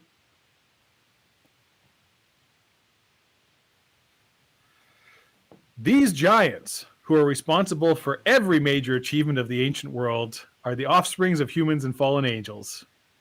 1, Yuan-Ti, 2, Slotty, 3, Nephilim, or 4, Aboleths. If you've been a viewer of our channel, you will know the answer to this. Yes, that's as someone who's been sitting in this chair for all of our episodes. This one I got. I got this one. You got that one? Yep. For bonus points, can anyone tell me what the 3 wrong answers have in common? Oh, that I don't know. That. All right, we're calculating. What do the 3 wrong answers have in common? I'm kind of waiting to see if anyone waiting to see. All if right. anyone in chat can actually answer what the 3. That's good. Because they do have something in common. Yeah. Luminous. Ooh. Luminous knows what it is. They are all Dungeons and Dragons monsters. Oh. Okay. Yeah. Good call. So, well, I'm pleased that most of our. I need to pause the game here. Oh. All right. So There were other people. All right. Yeah. Well, I think the trivia is going okay. It's I'm having fun. It's working. All right. So if anybody goes back, I think was it the first 2 episodes we did, which maybe just skip the first episode because there's nothing to see there. The first episode was that we needed significant reformatting after that pilot episode. Yep. Yeah, but we're too honest to delete it. That's right. But there was all about that. That guest was fucking crazy and just going on about Nephilim. Oh, the Nephilim guests. That's right. Hercules was a Nephilim, and every pharaoh was a Nephilim, and any character referenced in any classical or ancient literature is a Nephilim, and everything built by people was a Nephilim, and that was something else. So Kip Davis is suggesting that I was not allowed to play D&D. Yes, I was. My high school days were during the height, as depicted in Stranger Things this last season, during the height of the the Satanic Panic. Yeah, all those things were terrible and evil. So definitely, D&D and Ouija boards were like right out. Virtually the same idea. I also never played Dungeons and Dragons growing up, but it was never. I just didn't like. It wasn't on my radar. I didn't have any friends that played. Didn't it just wasn't. Like I read fantasy novels and stuff, but I suspect I would have been allowed if. I don't know. I honestly don't know. There's a chance I wouldn't have. It kind of would have depended. Yeah, and it's interesting because now I see there are actually literally all Christian sponsored D&D clubs. What's crazy? There were in the 70s too. When it first came out, it was very much like a board game. Like it was a family fun game. You had like bankers and church people when it was chainmail and sort of the first thing, and it was like Gary Gygax's and people. It didn't take on this association with wickedness until a number of years after it came out. Right. Yeah. Until the Satanic Panic hit in the 80s and went, right? Because it dates back to the 70s. Yeah. So is anyone 5 for 5, Paul? Yeah, I don't love the that I can't put the leaderboard on screen. That's a little sad. But yes, we have 3 players who are 5 for 5. We have Eddie Dean, Mark Coop, and Command Cyborg are all 5 for 5 right now. Well, there we go. So now you all know who you have to track down and take out. That's right. Before question 6. We don't we advocate violence, but no, of course not. No. But do what you got to do. Get your answers in early because it's going to come down. It may well, if you're one of those 3 players, it may well come down to timing. So, yeah. All right, back to Art. For the scientific conclusion is that ever in the order of the universe, there are events of certain magnitude on a time scale that is repetitive. I'm delighted to hear this man's scientific explanation. Yes. This dietitian. Yeah. We have a super chat, which we encourage. Yes, we absolutely do. Thank you, Timothy Harmon, and you're absolutely right. Yes. The issue with episode 1 was drink every super chat rule, not the content. Yes, that's correct. We quickly went to we needed to model some responsibility, and also I think if we had physicians, our physicians would have said this is not a sustainable thing that could happen. So we drink responsibly now, but we cheers, we still toast when still applicable. Toast. Paul, cheers to you. Cheers to you, Dave. For example, every 100 million years, some cataclysmic event occurs that is civilization destroying. That's interesting because Gigantosaurus, the one they were talking about yesterday, was exactly, they suggest, 100 million years ago, walking around on the planet. Right. Well, science takes as its basis the chart of events against the time. This man, his numbers are way off. It's not 100 million. Yes. Years, but whatever. He's not, as I'm sure you're aware, Paul, he's not wrong. There is a broad cycle to extinction level events that you can trace. It is not a clock. It's not a clock. It's a pretty wide thing, but there is a rough pattern to it, or seems to be, which is it seems many conspiracy theories over here. It seems an inevitability that go ahead. He has previously referenced how the Earth is coming up on 7,000 years old. He is definitely a young Earth creationism. So throwing out the 100 million year extinction clock seems. I don't want to call somebody a hypocrite. Maybe he's just stupid. I try to give benefit of the doubt. I don't know. He's written some books. They're not published, as far as we know. As far as we know, he didn't say they were published anywhere. But So I will say one of the things I edited out, and now I'm a little bit sorry that I did, because I was trying to get to the callers quickly. was were an some good extended callers. place where he was offering that anyone who phoned his office, and he literally had it sounded like perhaps a staff, but perhaps it might have been his spouse. I'm not sure.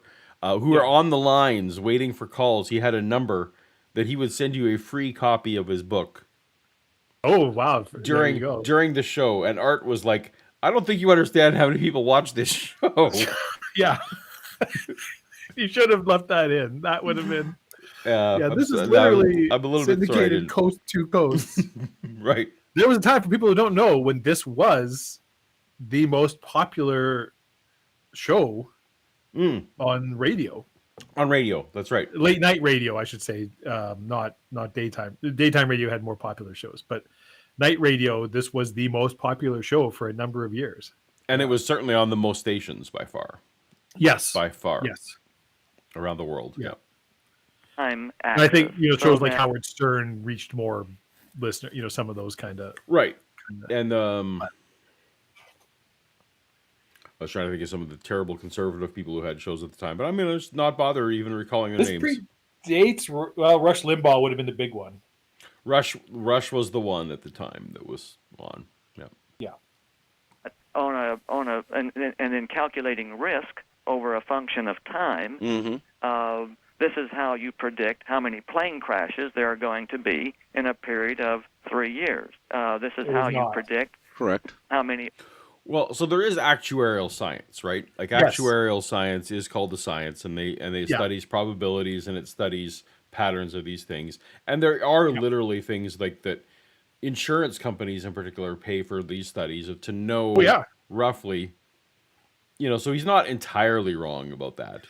He is entirely wrong in that he's right that there is like actuarial and go, but nothing he has discussed. And I took statistics in university. Go like That's nothing correct. he has discussed has anything to do with that. He's right that there is a thing where you can predict how many plane crashes there will be over 3 years, and probably with a pretty high degree of accuracy, if you have enough data to go in and cancer rates and like anything. It's the old like the line from the Foundation series, the books, not the TV show, right? Where it's like the science. There's this guy, Harry Seldon, he invents the science, but it's like you can predict the patterns of civilizations or large groups of people with the accuracy that a physicist can predict the path of a billiard ball around a table, but predicting the actions of any single one person is essentially impossible because this person is going to do whatever they're going to do. It's hard, but 100 million people, you can pretty accurately predict that within that 100 million people, there will be this many cases of cancer, and there will be this many heart attacks, and there will be this many car crashes, and there will be this many people who die at these ages, and blah, blah, blah. And you can get to a very high degree of accuracy with that. And that's actually so you can say it's like, yeah, okay, well, there'll probably be this many asteroid impacts on Earth over the next 3 years based on the asteroid impacts we've recorded over the last 100 years. But, anyways, that's not what he's talking about at all. This guy is. No, exactly. He's talking about, likes about 100 million years ago, dinosaurs died. So. And also, the Earth is only 7,000 years Actuarially. old, and we're just conflating things. Yeah. Automobile accidents are going to be on Thanksgiving Day. Okay. So science follows this looking for a pattern. And Clark. No. Science tries to make predictions. Science doesn't look for patterns. Anyways. Chapman and It's David the bottom Morrison. of the hour, Paul. Oh, is it bottom of the hour? Oh, my goodness. Bottom of the hour. This You can't is predict this the mule. evening, That's Dave. right, Darren. You are a delight as always. This time is just flying by. I know, right? We're having so much fun. We are having a good time with Art and the callers. Have a good time all the time. All right, let's resume this game so that we can get the next question. This I is think question someone just number called me 6. Davis in chat. We're nearing Davis. Okay. Yes, bottom of the hour. Question 6. This multiple Oscar-winning director's greatest achievement was an uncredited short film which aired in 1969 and fooled nearly the entire world into believing a man once walked upon the moon. Who is he? Stanley Kubrick, Roman Polanski, Orson Welles, or Francis Ford Coppola?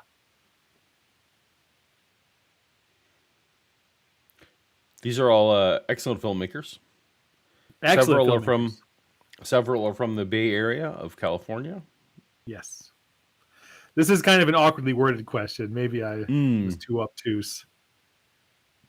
I'm looking for the director that shot the footage of the moon landing, the fake footage. The fake footage. So we Famously, I did so, like yes. I liked your initial thing where all the true answers are the fake answers. Yeah, or Yes. something along that line. What did I say? It was the only game where most people, they guessed the Stanley Kubrick. most people of them knew got it. Stanley Kubrick. That's right. Is alleged to have been the director who recorded the fake moon footage for people who believe the moon landing was fake. Yeah. And I'm glad no one guessed Francis Ford Coppola. He actually came along too late to. Yes. His first films were in the 70s, so a little too late. I thought about putting Quentin Tarantino in too, just to... Oh, that's funny. Yeah. But... All right, that would have been good. All right, so we've got a lot of right answers there. Oh, and we are now down to only one person has all 6 answers. Oh, Command Cyborg is in the lead. Everyone needs to hope that there's a lot of people with 5. So you people with 5 will need to be hoping that Command Cyborg gets this last one wrong and that you can overcome. Yep. Tune in 15 minutes to see if that's right. To see who Cyborg is able to hold on. And besides the prize of the Paulogia merchandise, item, the bragging rights, really, Dave. The very first, I don't know if we'll have more. Perhaps that's the biggest thing. The Command Cyborg will be able to, throw a tag on his. That's right. I don't know, is Command Cyborg on winner a member of your Discord? Because that, you could show at the. I absolutely can. If they're also a member of the channel, we absolutely could make that a thing. All right. Yep. And many, many other scientists have concluded that on the basis of what has been seen, that we are at the end or near the end of a pattern due for a major impact. And so they are devising and exploring, and there are conferences around the world examining how can man protect himself. Well, now I'm going to drag you right back to the biblical part. Awesome. You make me do that because you say this. You're going to make me drag you back to the... Damn you! Every time. Is Art about to bring up young Earth creationism here? Every time Art thinks he's out, they pull him back in. Scientists are exploring ways to prevent... We have a super chat. Hold on. Super chat from our friend Joe Hill. No fair. Command Cyborg is clearly an AI. Well, no. I mean, it's in the name. It does what it says on the jar, right? That's right. What the Bible would suggest is inevitable. Yes. And if it is inevitable, and if something is going to crash into our ocean and then a large landmass, destroying virtually most of the life on the planet. By the way, do you predict it to destroy all or most of, or what do you predict? If I understand the scriptures correctly, I understand that about a fourth of the Earth's population will be removed. Pretty good sized chunk. Yeah. Mm-hmm. So the part that that's a number pulled out of his ass. Like, holy cow. Yeah. Not grasping is, if it is biblically, prophetically inevitable, then what's the point of the scientists trying to figure out how to stop it, divert it, blow it up, do whatever they could do? Dr. Tapioca Weasel, look at him go. I can't click on that to highlight it. It's not a thing I can highlight apparently. But okay, gifted subs. That's very cool. I've never had that on my channel, as far as I know. That's a Twitch. That's a Twitchy thing. I've seen it on Twitch. Yeah, exactly. Didn't know you could do that. But YouTube now has a function. So 5 of you will be recipients. Thank you to Phil Greeley, Dr. Tapioca Weasel, Donnie Niagara. It looks like H. Jasper E. Oh yeah, I guess that's right. 5 James people received. Duncan. All right, those people all received a month of memberships. Thank you to Dr. Tapioca Weasel. Thank you sincerely, Dr. Tapioca Weasel. We always appreciate the support for the channel. I'm now starting to realize that I've had perhaps more toasting than is good for reading that kind of name. All right. Well, just leave it to me, Paul. I got you back. You got my back. It is, Well, Well, in the way. understand that the You're scientist telling me does I need to not catch up. behold the biblical perspective. He says, I see a coming problem, That's true. therefore I must do all I can. All right, yeah, but from your perspective, Yes. you must think they're absolutely wasting their time, or do you not? I suspect that their efforts will, concerning the two trumpets, let me put it that way, Yes. that their efforts will be in vain. All right. This is not a bad point by Art. Yeah. That literally, like, why are we even talking? If God has written in His book and it is gonna happen, why are you bothering warning people about? Like, there's nothing to be done. Yeah. This is always the determinism versus, whatever, Calvinism versus, I can't remember the other. You might remember the theological terms better than I, right? But it's Calvinism versus Molinism, is it? No. Yeah, whatever. That's The not whole thing where that. it's like the idea that's like whoever's going to heaven is basically predetermined and nothing we do changes. Yeah, it's Calvinism versus Molinism. I think I got that right. Yeah. Yeah. Right? That's right. That's like, right. Why bother? The old thing, it's like, well, you still go, try to evangelize or preach the good word just because Jesus tells us to, even though it doesn't matter, because God's already decided who's going to heaven, and it's all said and done, and nothing we do or say matters. Exactly.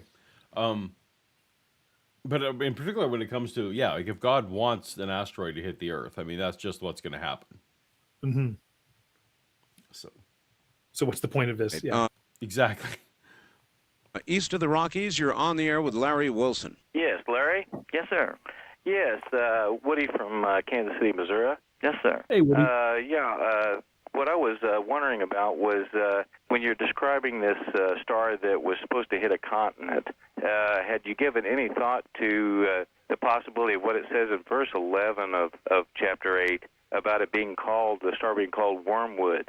Yes. Yeah, Wormwood. Yes. Is that what it'll be called? That's the word wormwood is taken from a reference in Jeremiah chapter 9, where in ancient. Someone in our chat called this like an hour ago, said wormwood. Yeah, we can scroll up and see, but we're both way too lazy for that. Times.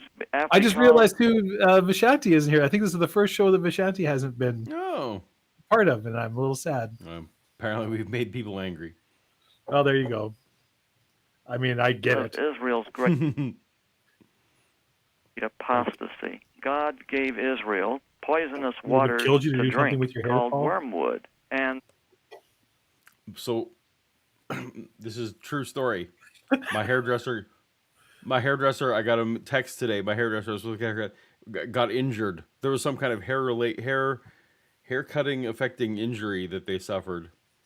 And so dear. I'm sorry, everyone, that, Also, for anyone curious, we are now drinking Lake of Bays. It's backwards. I know it's hard to read. Ooh. Or is it? No, it's not correct. backwards for that. No, it's Lake of Bays Brewing Company, which is in Bayville, Ontario.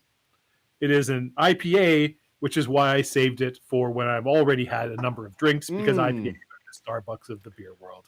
Everyone brings out the choice wine first, Dave, but you have saved the best for last. No, I haven't. It's fucking IPA. Do you know what I was referring to there? Actually, now that I said drink, this is actually very good. So, what are you gonna do? I was quoting John chapter 2, let's say. I think you're right, actually. Yeah. I'm trying to remember. The turning water into wine miracle. Yeah. Yep. As a result of this impact of the blazing star, the water becomes poisonous or bitter. Yes. And many people die from drinking it, and the name is wormwood. Scoundrels. I'm a little embarrassed about that. You've never had a Foster's? I've never had a Foster's. I haven't. But unlike I don't you're like not beer, a so beer drinker. no, I drink exactly. many, many beers, but I've never in my life had a Foster's, which is an incredibly famous beer. Yeah, sorry, Nutmeg. You know what? That's something I'm going to correct. Tune in next time, probably 2 weeks. I don't know. We'll see. Usually we do this every 2 weeks, but it's hard to say for sure. We don't promise that. But I will get a Foster's next time we do this show. And, really? Okay. Cool. I'm sure they're available here somewhere. You know what? I might have just made a promise I can't keep. I'm going to do my best to get a Foster's for next show. I assume somebody in the absolute fucking middle of Canada sells it. It's you can get Guinness and various other like all the famous beers from I'm around the guessing world. that you can't send a Foster's to my PO address. I don't think that would help. Also, I don't live anywhere near each other, but No. no. But My sister in kept the the bottle of same hot sauce, respect by as the it way. was That's in another thing Gerald. I lost. My Oh, dad you- kept my oh, fancy no. rum. My sister kept Oh, my bottle of Old no. Tom. Yep. So I just need to order some more now.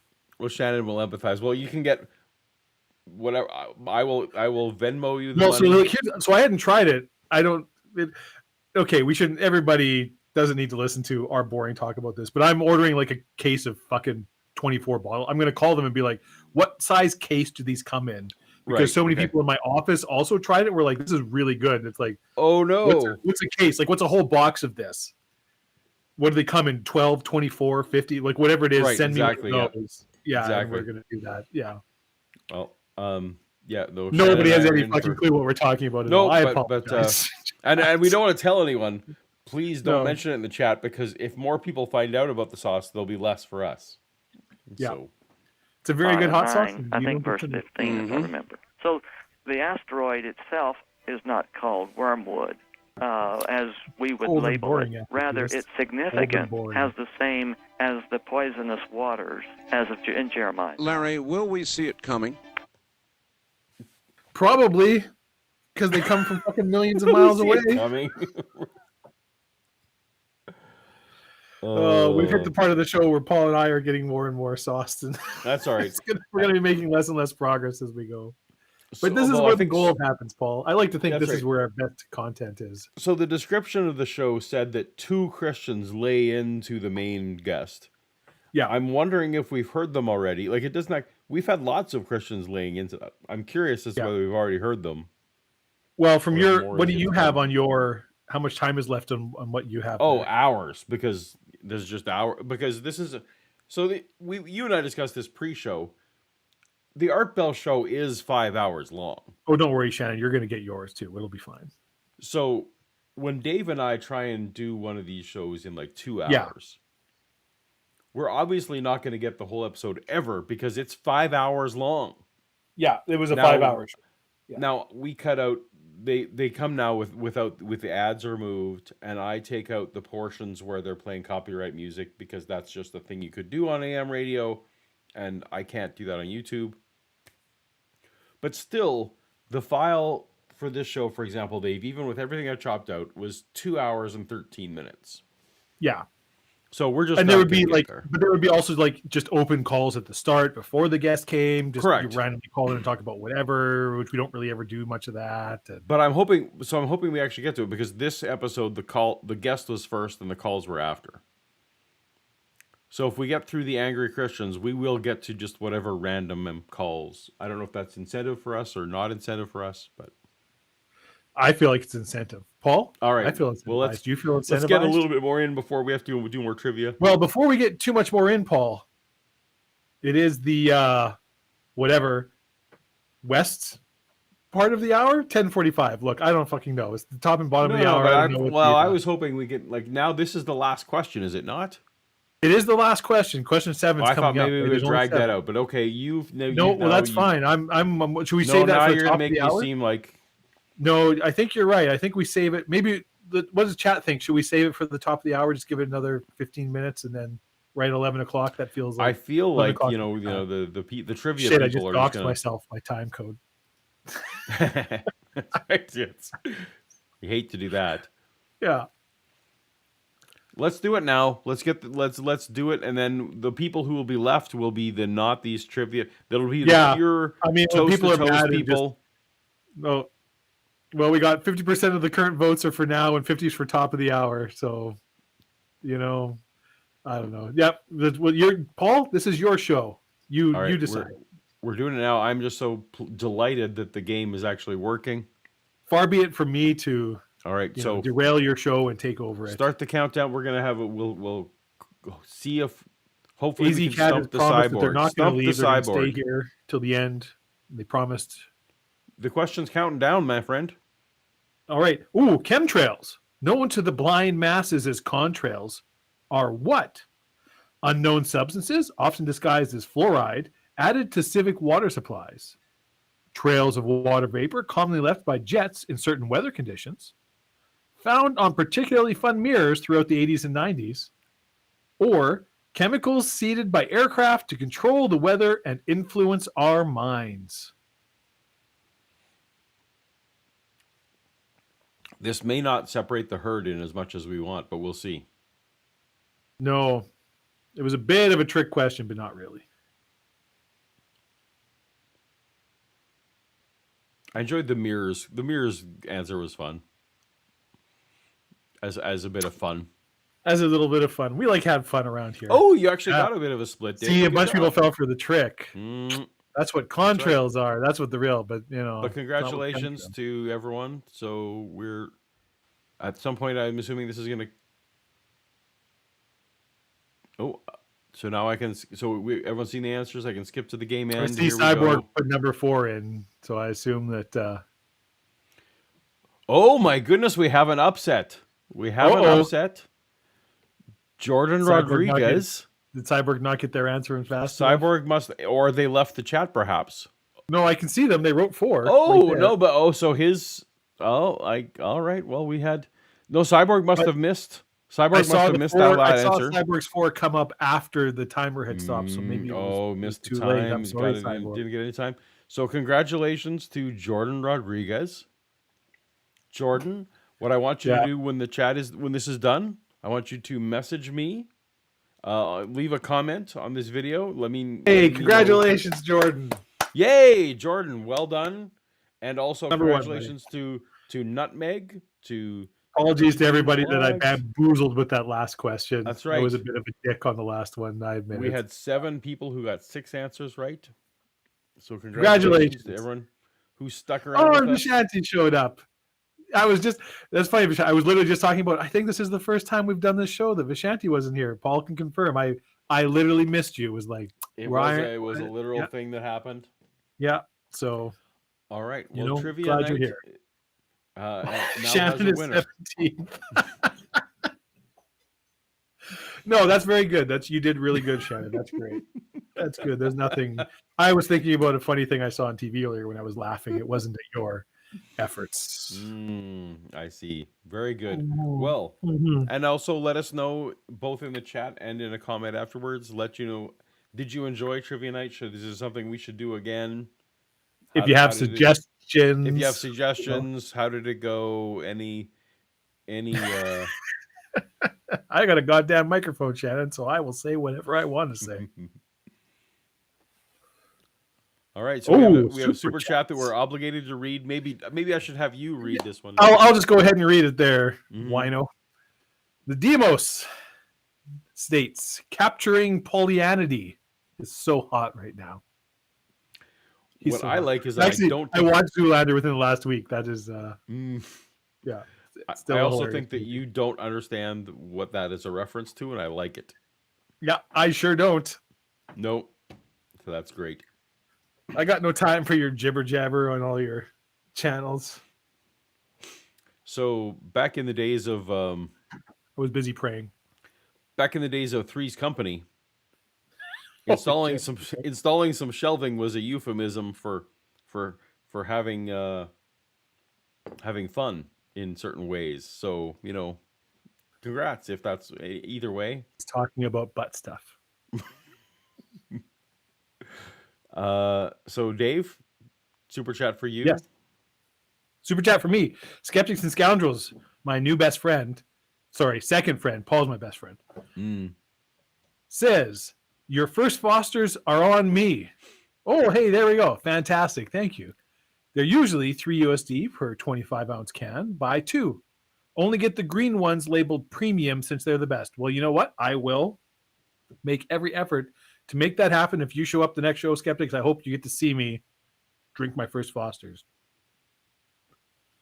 We have more liquor stores in this city than you can throw a fucking empty can at. Not as many as were in Calgary, but although I've noticed a lot of liquor stores have closed in Calgary. Oh, really? Yeah. Well, I don't live there anymore, so I haven't noticed. No, neither do I. But I was there visiting family over Christmas, and I went near the mall the mall area where I used to live, right? By the Costco there. Mhm. And within one mall, like a strip mall, it's just like an outdoor mall, what in Canada we would call a strip mall, because whatever. There were 3 liquor stores in one mall when I lived there, and then on top of that, the Costco liquor store, which obviously undersold them all by quite a bit. If anybody knows what Costco is, I'm not going to go it. And so there were 3 other liquor stores. Every single one of those stores is closed. Oh, really? 2 of them there were now cannabis shops, which I feel like will be gone by the next Christmas when I go visit again. But, yeah. I remember when I lived there, I used to think, like, how does anybody open a business next to 2 similarly sized competitors and 1 giant chain store competitor, like within 50 feet of these other Right. businesses selling the exact same thing you're selling, and think, no, this is it. My business is going to thrive. This is where I need to set up shop. This is fantastic. This is a great plan. Anyways. Command Cyborg. Command Cyborg. Next time, Gadget. Next time. Do it, Paul. Do the voice. I don't know the voice. This is not You my. don't know I Dr. don't know Claw? the Gadget. I don't know the Gadget show. Next time, Dad. I can't do it. Next time.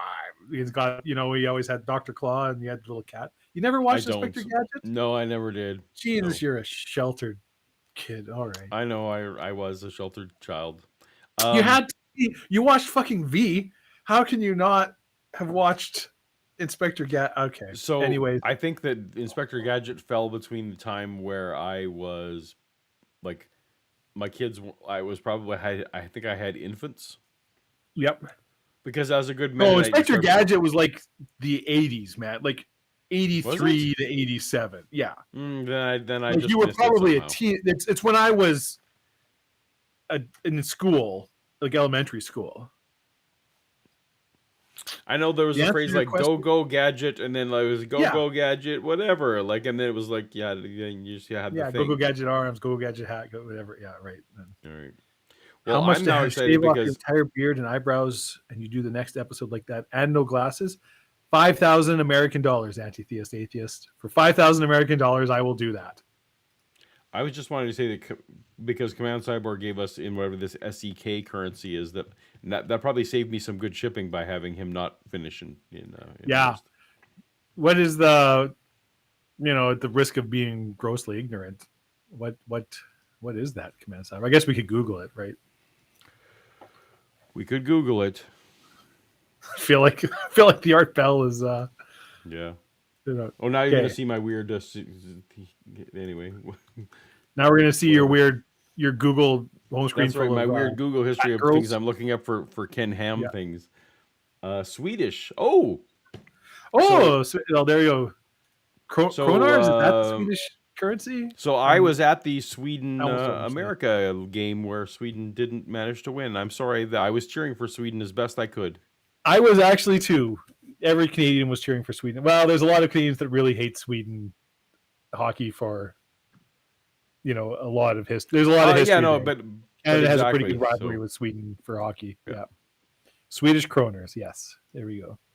Shannon Q was gifted a membership by Dr. Tapioca Weasel. Oh, my goodness.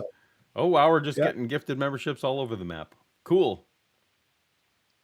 There we go. Dr. Tapioca Weasel. Oh, great! Now Shannon's able to put like cartoons in anything. We'll see. Yeah. All right. Let's get to more. Let's get to more callers. Hopefully, we can get. Let's get some more callers. Hopefully, they get. I doubt it. I call it the quickening. Gordon Michael Scallion calls it intuitiveness. Larry Wilson calls it biblical prophecy. Others just call it science. But all of these seem to be pointing in the same direction. In a moment, more of Larry Wilson. Larry has written a book. He's done a lot of research into what he's talking about. Just, so we don't let this get too far behind here. So Timothy Harmon for $5 super chat says, "No, Dave, don't shave that beard under any circumstance." So what he actually said was, "Don't save that beard," but I think you read it right. I'm interpreting that to be shave.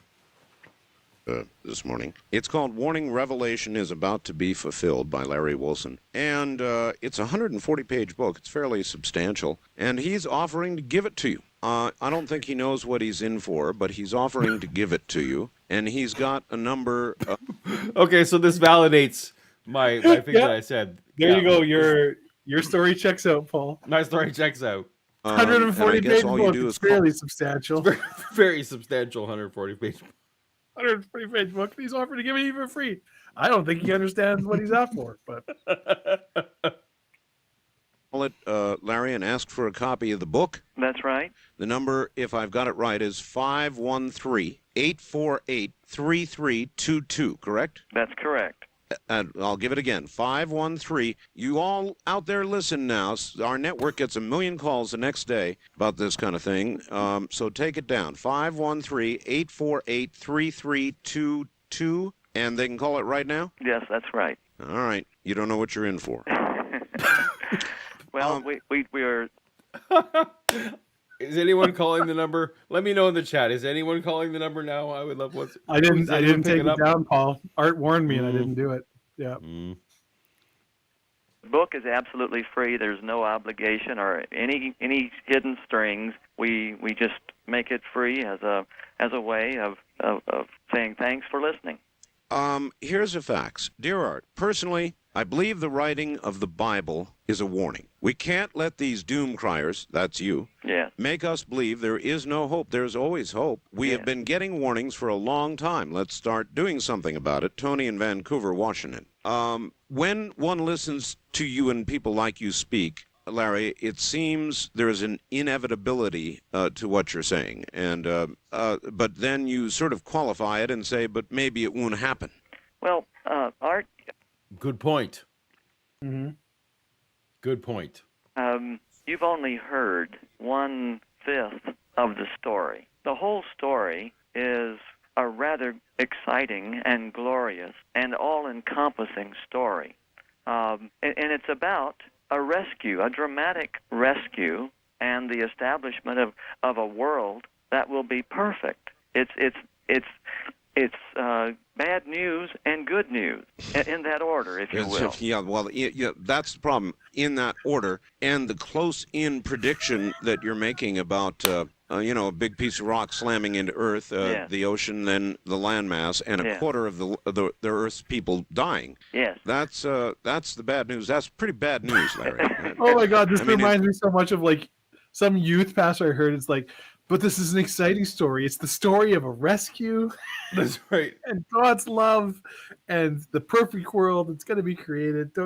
Oh my goodness. I mean, it does bring up the idea that the trumpets, that the seals are asteroids hitting the Earth, yeah, does cause just all kinds of just theological mess problems Yeah. because suddenly now the point of the tribulation, as I understand it, if you're a post-trib type person, like if there is supposed to be suffering here on Earth, yeah, is the people who believe it so that God has one last chance, or people, have one last chance to kind of like 7 years of, well, maybe you'll repent now.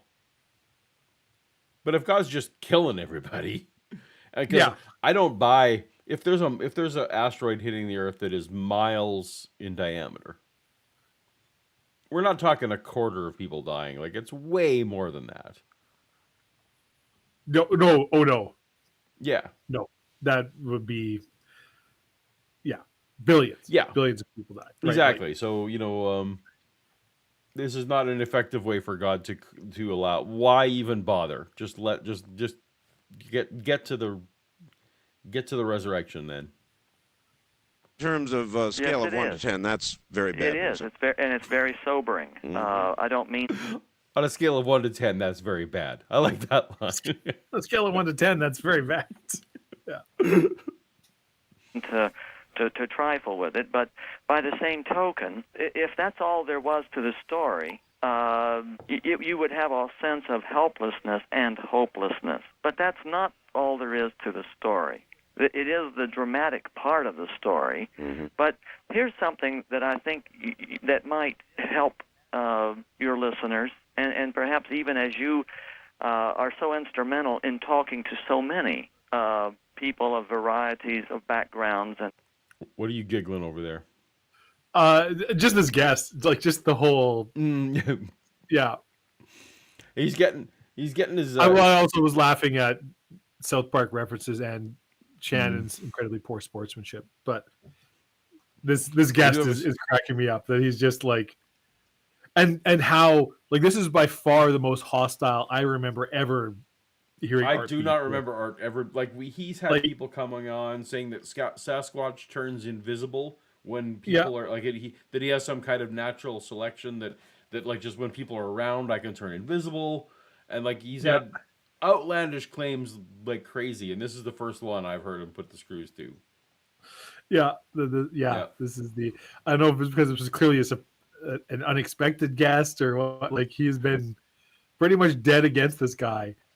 You know, like he had I can't remember his name, Father Malachi Martin, Father Martin. So there's a guy a priest, like an actual Catholic priest who performed exorcisms. He was a guest on the show like 6 times. Right. We could do some of his stuff at some point, right? Like so. Like it's not that Art's dead against any kind of like No, not at all. No. religious thing, but he liked him a lot more, or some of the other ones we've had. Maybe it's just that he has a time to prep and go. And this guy coming in is just like, well, my theory is based on these 2 verses in Revelations, and that's it. So if these are true, and he also hasn't yet to explain why what it is about like. The window between what do you say 94 and 2000 right between 94 and 2000 he's done exactly nothing to explain why that window exists, but we should read this super chat from Trent Oliphant. absolutely just like the rainbow. Go ahead. Oh, sorry Paul, it's your sure please Stepping all over your toe. Just like the rainbow is a sign of God's love, because what doesn't say love like killing everyone but 8 people and a few animals? Okay, Trent, it wasn't a few animals, it was every animal. So let's calm down with that. Okay, they were all there. So, no, the ones who didn't, it was the animals who don't need to breathe. The through 8 their people, nostrils. that's absolutely true. Yeah. Yeah. Some of the animals, so for example, we don't know whether the freshwater fish died or some of them. One of those would have lived in the water, either the freshwater or the saltwater people. We don't know how that worked, but yeah, they were probably fine. Look, although if we could reference back to whichever was the super Atlantis people, maybe they were fine. Yeah, the super Atlanteans, they got up fine. Someday, man, we got to do something on Lemuria, because the Lemuria shit is fucking crazy. It's like they learned to be immortal and stop aging, and created like spiritual beacons that summoned. They get like way the fuck out there. The Lemuria stuff is like where people who are like hardcore conspiracy theorists are like, I don't know about that one. That seems a little. Some of them are like, this is pre-human, so these were like some other kind of life form that existed on Earth. But their science is what Atlantis science is based on, and it gets the rabbit hole goes all the way down. There's some crazy ass stuff when you get into like anyways. Moving on. I am learning tonight now, Dave. Now, this is a new technical thing for me. I need to apparently get some kind of alerts for gifting memberships, because apparently that's a thing that's happening tonight. Like it's, someone's making it fucking rain memberships out there. That's right. I need Joe Hill, I saw did the number before. So you were supposed to give me some stuff to make animations, some quotes, some things. Did that ever? Oh yeah, I totally forgot. I have a big. Well, okay, we'll talk about that. We'll talk about that after. But yes, I have a large file of things. Oh, excellent. So we can start doing some gifted membership animations, so that we can get when Christmas happened, what are you gonna do, right? We all. What are you gonna do? That's right. Both of us were traveling, visiting things. That's right. Eating food like no one's business. All right. Oh, so much differences food. in directions, but sort of heading in the same direction. This story, at least from the biblical perspective, is that God is not going to rescue the religious. He's going to rescue those who will live by faith and put their confidence in Him. Now, the rescue may be from death, or it may be after you have experienced death in these cataclysmic events that are coming. But the Bible doesn't teach, as I see it. No. If you die, if the asteroid kills you and you die, you don't get another chance. You have to survive the asteroid to get a chance. You'll be in heaven, probably. No. If Paulogia, if I die when the asteroid hits, then it's just straight to judgment. It's appointed for man once to die and then to face judgment. I do not get a chance in between to. No. Yeah. So somehow I have to, if I'm going to have another chance, I need to orchestrate somehow living through the asteroid death now as well. So that I will finally have enough evidence of God that I'm like, oh, there is a God. Okay, cool. It won't help me. Hopefully the asteroid is bright enough that I will have a chance in between. You don't care about my eternal soul, Dave. You don't care. I care deeply about it, Paul. I No. light a candle for you every night in the hopes that you find your way back to Yahweh, mighty Yahweh, the Lamb of God, blood. You ever heard that? Washed Hey, away Dave, all you of ever heard of Yahweh? I've heard of Yahweh. Yeah, that is the Jewish name for God. He's it's more than just that. Like, well, no, that's actually exactly what that is. But moving on. That God saves religious people. Rather, He saves people who will put faith in Him as their Creator and Redeemer. Now, that's an entirely different feel than God saving the religious zealots, if you know what I'm saying. I do, and I don't know what I'm feeling. And I feel like you do, Art. So again, now we're gonna start pulling. Remember in these shows where you start with we start with the car crash, and then it's like, oh, now everyone's got to remember we're building up to where Art was pissed off at the end of the show. Rich storytelling tapestry you're weaving for us, Paul. Right. We're all excited.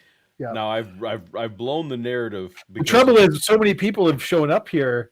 And maybe it's because we started the show a little earlier than we normally do. So many people are showing up late, and they've missed out on your wonderful storytelling device and our fantastic trivia game. It's true. The trivia game is which over. I spent a lot of time on, and you're all very mean for not having played. People who haven't played. There were plenty of. I'm happy with the number of players. They just, it can be only one winner. There can only be one winner. And that winner is, Johannes. Was it? Who was it? Is that who that was? I can't. It's yeah. It was Jordan. Jordan Rodriguez. Jordan. We'll never forget it. Congratulations, Jordan. That's right. It's etched in our minds now. Yeah. What have you done for me lately? I got you that bagel. Danish. That's what I got you, that Danish.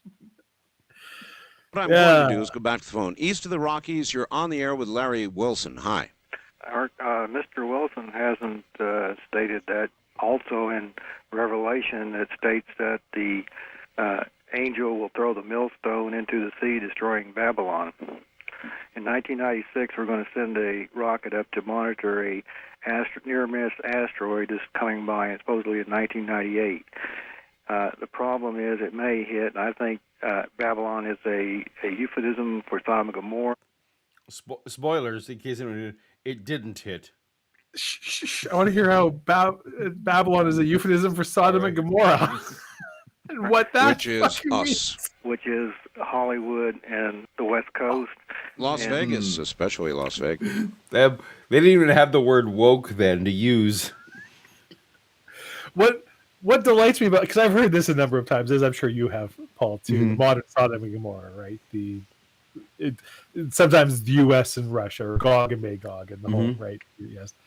These are actual physical places. Like Babylon existed. Sodom and Gomorrah existed. These are real physical places that, you can still archaeologically study in the world today. Yeah. Anyways.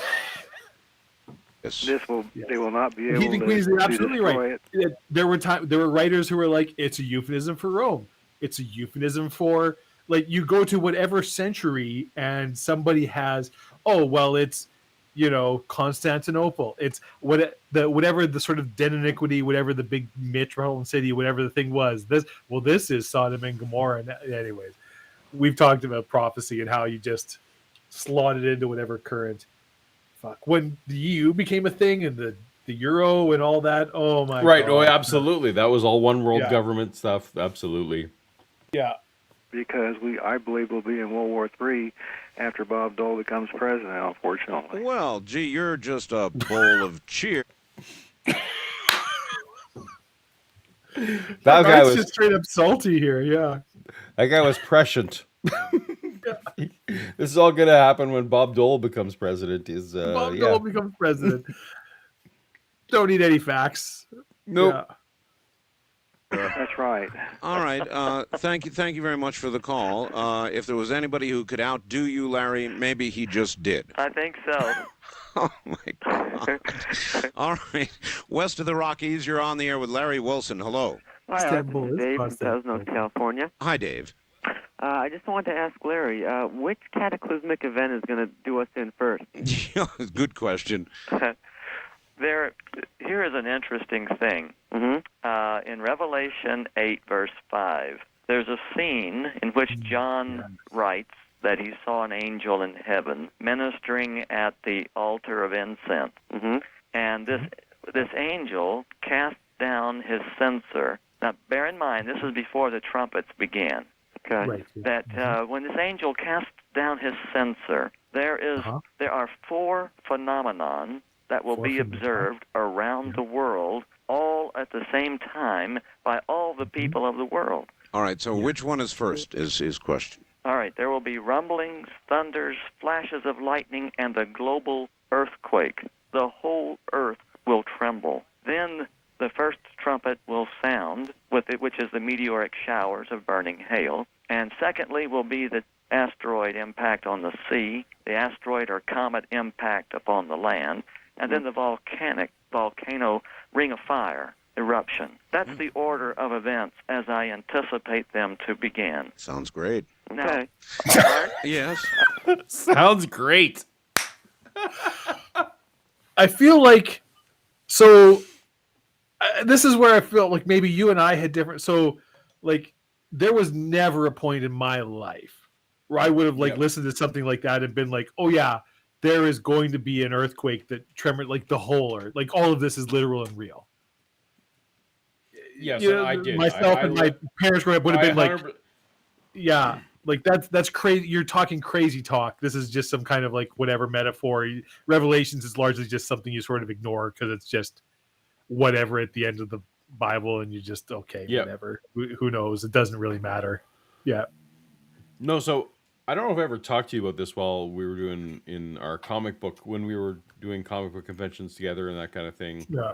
I mean, I was working on actively I wanted to do Revelation, but real Revelation, not like the crazy people on this. These people actually that's not how you interpret it. Like, of course, everyone thinks they interpret Revelation in the right way. Yes. And I wanted to, one of the graphic novels I wanted to do, but didn't end up happening, was the real Revelation, like what it actually means. And I would have been so wrong. Oh man, I'd have been so wrong. I do remember back in the day when I was still even in high school and having some conversation. I don't want to put anybody on blast and go, somebody, "Oh, are you all right? Are you having trouble there, buddy?" There was just a dog related thing that had to happen. Dog related mishaps. I'm not going to say the name. It's somebody we both know closely. You more closely than me. Talking about some end times various things and going. Her name started with A. Not gonna, go anywhere. And just in my head, I was being polite and going, it's like, "Oh yeah, okay, And I'm just like, this is fucking crazy. This is banana pants kind of stuff. And it's just like, no, we're gonna just move on from this because nothing you're talking about is even remotely true. No, but right. So I honestly think it was because my father didn't convert to Christianity until his 40s. Right. He was not a Christian. He was not a Christian for most of my life. He became a Christian when I was like 13 or something like that. Okay. It was before you knew me. So no, it would have been younger. Not much before, obviously. Yeah. Like he was raised Catholic, but whatever. And then he ended up being converted later. My mom was always religious. So he was never, even though he's still a religious, believes and goes to church and all these things, but has never been like hardcore, I guess you would say, right? Like he would take me to R-rated movies when I was a kid, and all like and things. And even now, he has a very practical view of religion, I guess you would say. My mom more so, but still, my mom, like nobody could ever confuse or accuse either of my parents of being like fundamentalists. Anything. They were always a lot more pragmatic in their religion. In some I would ways, say that's fair. right? Knowing them a little, yeah. Yeah, that it's like they sincerely believe it, but it's kind of like, but this is the world we live in, and these are like like these things are true. You these are principles to guide your life by, but it's like like all of these crazy like this stuff. It's not literal. You don't take all of this stuff for exact. They're very like, what do you call it? Red letter Christians, right? Like the yep. Yeah, so like you look at these teachings, these moral teachings, and these are absolutely something to base your life on, and you follow these rules and try to live your life according to this. But a lot of the stuff in the Old Testament and the stuff at the end of the New Testament, you can kind of just be like, yeah, you don't bother. You mostly read Matthew, Mark, Luke, and John, all of Paul's stuff. You can pretty much, that's what you got. We're good. You follow that, and you're good to go. Don't worry too much about all the whatever stuff happened. The Earth isn't 6,000 years old. Like the people didn't live to 300. This was a metaphor for how great a person they were, or whatever kind of, right? Like these numbers aren't hard, real numbers and that kind of stuff. It's yeah. So I think you and I had different experiences growing up within Christianity, right? You know what I'm trying to say? Yeah. Fair, and everyone does, and everyone's got it's a big everyone's religious experience is different. But yes, no, I was definitely on the literalist side. I kudos to the figurative side. People who I would have said aren't even real Christians. So nice. Well, yeah, there you go. Yes. Yep. Point out that until 2 years ago, seismologists had argued that it was not possible to have a global earthquake. Until 2 years ago? Yes. And who now argues it is possible? A number of seismologists after the to their name them. A number of seismologists. What the fuck is a seismologist? That's okay, whatever. Well, I know what a seismologist is, but they're people who literally they sit in a station and all day and wait for their the seismographs to people study the seismograph readings whether there's an earthquake or not. But yes, those people are not saying that there can be a global earthquake because plate tectonics doesn't work that way. No. To their credit, they have reconsidered that the tectonic plates are not sitting on a solid mass, but rather a molten, crumbly type of mass in the heart of the Earth. I feel like molten and crumbly are not compatible adjectives. It's a molten, crumbly kind of mass. It's molten and crumbly. Yeah. That would be that sounds like a dessert from Dairy Queen or something. Yes. Do you remember the earthquake? Very good. Again, you're beginning to sound like Scallion. Scallion's view is that there is a molten core. Yes. And that it is in the process now of shifting. Yes. And is that similar to what? Well, this is what the drives me nuts. The seismologists have concluded as a result, and they have evidence of it now. The first earthquake in recorded history that has moved the entire hemisphere happened last year. It happened down in No. There was no earthquake in 1994 that moved an entire hemisphere. What the hell is he even talking about? I don't know. All right, maybe. Well, I'm sure Art's going to call South America. It was about 450 miles deep, and it was felt all the way into Canada. You know what? I recall. Remember that? I do. Okay. Yeah, I do. So there have been earthquakes that have been felt across an entire, or measurable across an entire earthquake. And there have been many. There were way before 1994.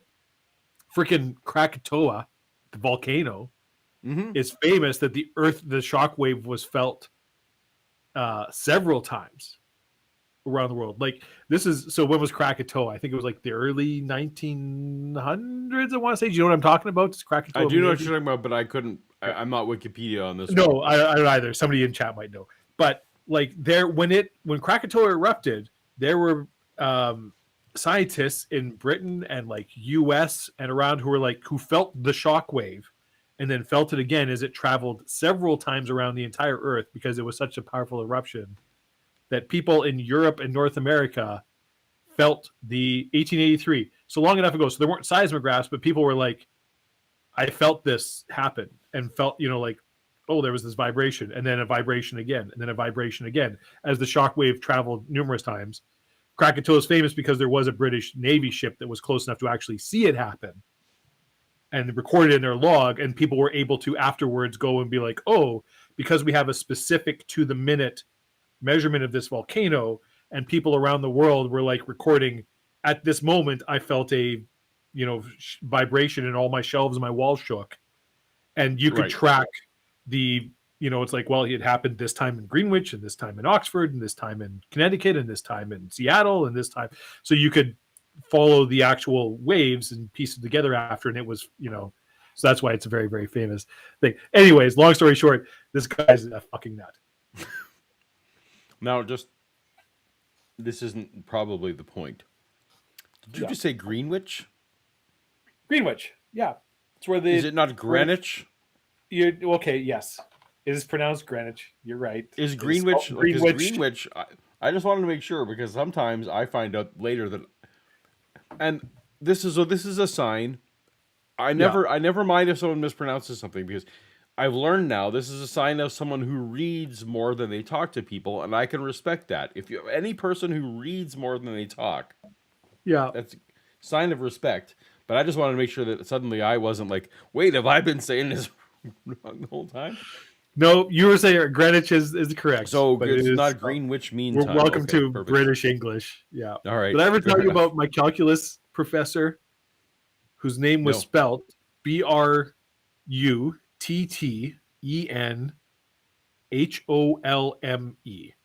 I can spell it for you again. Bruttenholme. Bruttel. Yeah. How would you pronounce that? Bruttenholme. Broom. Professor Broom. Professor Broom from Brummagem. Because that's how fucking British people just grossly disregard. Nice. Yeah. Scientists Worcester were Shire. saying Yeah. that it was one of the deepest earthquakes they had ever detected. That's correct. Uh-huh. And not What is that? One of the deepest earthquakes we've ever detected? Whatever. Maybe. ever dreaming, because there's no way to explore depths that deep in the earth. No practical ways yet known, anyway. That now they're convinced, as a result. If this was earlier in the evening, I would be just like, do you think that seismologists travel to where Raymond the luxury yacht center? can protect Uranus. Do they travel to the center of the epicenter of where they know the quake happened? No, they don't try and travel to where it happened. Of this, that they have evidence sufficient to demonstrate a global earthquake. Incidentally, this is part of the package. I mean, if you're gonna say that there are literally it's butterfly effect at this point, right? Like the earthquake, like an earthquake in San Francisco. I'm sure if you have sensitive enough equipment in Tokyo, you can probably tell that something happened. You're absolutely correct. You're absolutely correct. So if that's your standard for global earthquake, then who cares? Yeah. Yeah. That is measurable in other places. Right. Yeah, like that's a nothing burger. If you will, that ignites the whole story of Revelation. And it begins with the global earthquake and the phenomenon that I was just describing to your caller. All right, let's keep moving. Time is short. East of the Rockies, you're on the air. My 5-hour show time is short. Let's go. Yeah. With Larry Wilson. By time, I mean your time is short. By time, I mean I'm bored. Thank you. Yeah. Hi. Oh, this show's going to go on for quite a while, but you won't. But no. Thank you. I was just wondering how this would fit in with Larry's philosophy here. I have a thing here that talks about the 7 tribulations that would occur during the final 7 weeks of time. And it begins with the Battle of Jerusalem and ends with the Battle of Armageddon. And in between, in some order, not necessarily this one, there would be the tribulations of blistering heat, destruction of ships, the water made bitter, the sun and moon smitten. All the things he's talked of. Yes, and men seeking untimely death. Now, in this particular thing, it says that this would occur during the final 7 weeks of time. And from what I understand, generally, according to Scripture, a week would be 7 years. And so, I was just kind of thinking that at the Battle of Jerusalem. Yes. This is just this is going to be just people arguing about their interpretation of the Book of Revelation. Apparently, this is yeah. I can see why. So I always feel like. Chat, by the way. Oh yes, we had Timothy Harmon with Timothy Harmon per Joe Hill. Because Joe Hill earlier was trying to encourage people to super chat, which we always appreciate. It does support this channel. We greatly appreciate this. Keeps our lights on and pays for the. I have a real job in the real world. This is how Paul makes his living. So that's true. And all support is always encouraged. Yeah. It also allows us to do things like having trivia nights and things like that for the softwares. Yeah, they're not for free, but they're fun. I'm calling it Revelations as much as I want to. Yeah, so I trust that I have not called it Revelations with a plural, because it is also one of the things that drives me crazy. But I have been I've been imbibing a little bit, so we'll see how it goes. I'm like 6 drinks in at this point, Shanti. This glass was half full of just pure fucking rum at one point. It is empty now. Let's all just calm down with the S's. Although, as a grammar Nazi, I do appreciate it. Somewhere along the lines of the birth of the nation of Israel. All right, where are you calling from, sir? I'm calling from Minnesota. Minnesota. All right. Any comments, Larry? Yes, many Christians anticipate what is called the Great Tribulation for a period of 7 years. And these events that we're describing here are woven into that tribulation. My view is... Yeah, it's a tribulation where you can maybe repent, but also a quarter of you at least are going to die. At least. Probably quite a bit more. Although, that's frankly, a low estimate.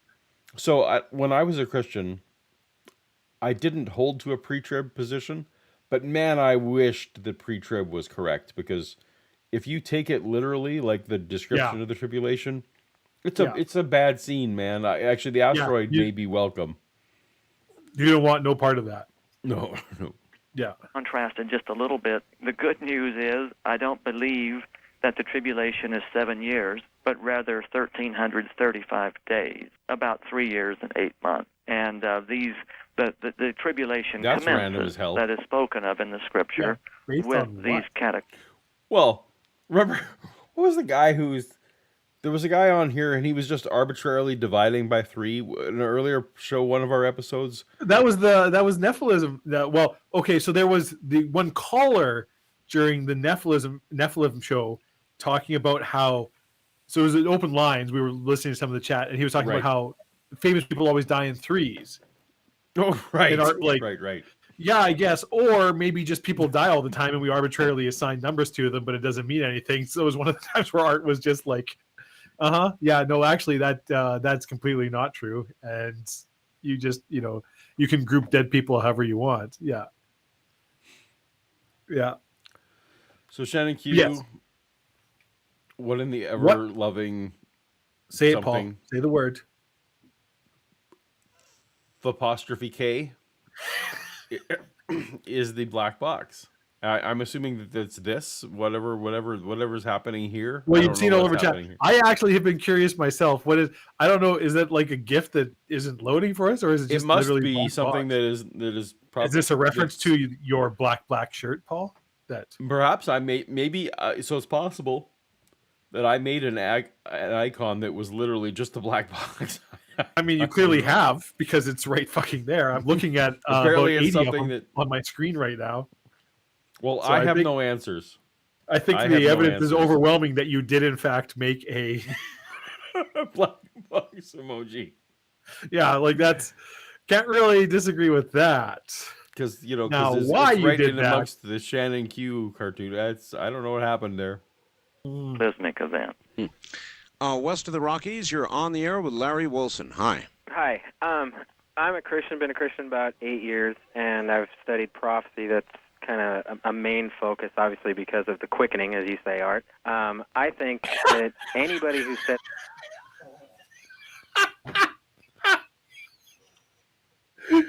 Did someone just low-key throw in a Highlander references, and we're just gonna... They are. It's the quickening, Dave. We're just gonna skate past that as if what he said No. wasn't insane. No, because the trouble is the quickening makes me think of Highlander 2. Oh. Should never. Oh my! Yeah. I lost an earpiece. Should never be acknowledged. No. No, Oh I my actually. God. So to the extent where so you Man, know, that, people are just gifting memberships left and right here tonight. you know that in order to make sure that the copyright music and that kind of stuff, so I have to scrub, and I basically jump. You know, every 5 minutes I just like listen to a second or two, and I Yeah. heard Art talking about the quickening, so I had a bit of a spoiler to know this was Okay. coming, and This was coming. and my heart sank because of the Highlander. So here's I mean, they hoping that it's talk Highlander about the 1. quickening in like. I mean, the Highlander original 1 has Highlander the movie. quickening. Absolutely, it does, Yeah. and that's it. Yeah. Highlander 1 is in my top ever. People should know. The only, this will probably be a it's the trivia only question. Highlander movie that was ever It's made. in my top 5 movies of all time. Movies that I most enjoy. Guilty pleasure Still movies, is whatever movie. Guilty Yeah. pleasure movies. But I'm worried about where we're going with the quickening. Here we go. I got something to It's doing say. a lot of harm. That's Better to fade out. No, burn out than fade away. Better to burn out than to fade away. Woo! He's the best part of that movie. He is Clancy Brown. States is doing a lot of harm to the Christian movement. And, I agree and I feel that we are in the last times, but I don't think he can be so matter-of-fact about it and say from the time Clinton became president, we're going to have 2 comets hit the ground. There's nowhere in the Bible that says within a certain date of time that those 2 comets are going to hit the Earth. And if I can hang on the line and hear... I hope this is one of the Christians taking him to task before we finally Yeah. get there. This is what we've been talking about. I'm excited to hear the answer to this. It's like, so where the hell are you getting these numbers from? What do you That's have right. to do? Fine, this is all a thing, but why by 2000, my friend? Yeah, why of What do you have to say? 1994 I'd like to too? comment back if I could. Yeah, go ahead, Larry. How do you answer that? I mean, he wants to know how you have concluded all of this. Also, I just want based to on point what- out again for new listeners to go, Art did not screen calls.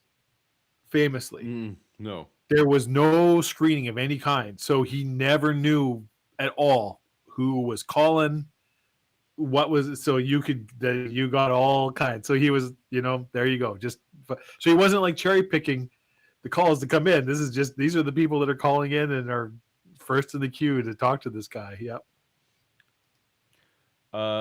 So apparently I have an instruction here. Tell people Yes, to I see activate that. memberships. They need to right-click the thing above the. I'm assuming that instead of chat, I'm assuming that's supposed to mean chat. Yeah. Sometimes the chat is chat with the Well- gift icon on it and help. Not on our channel. This channel is great.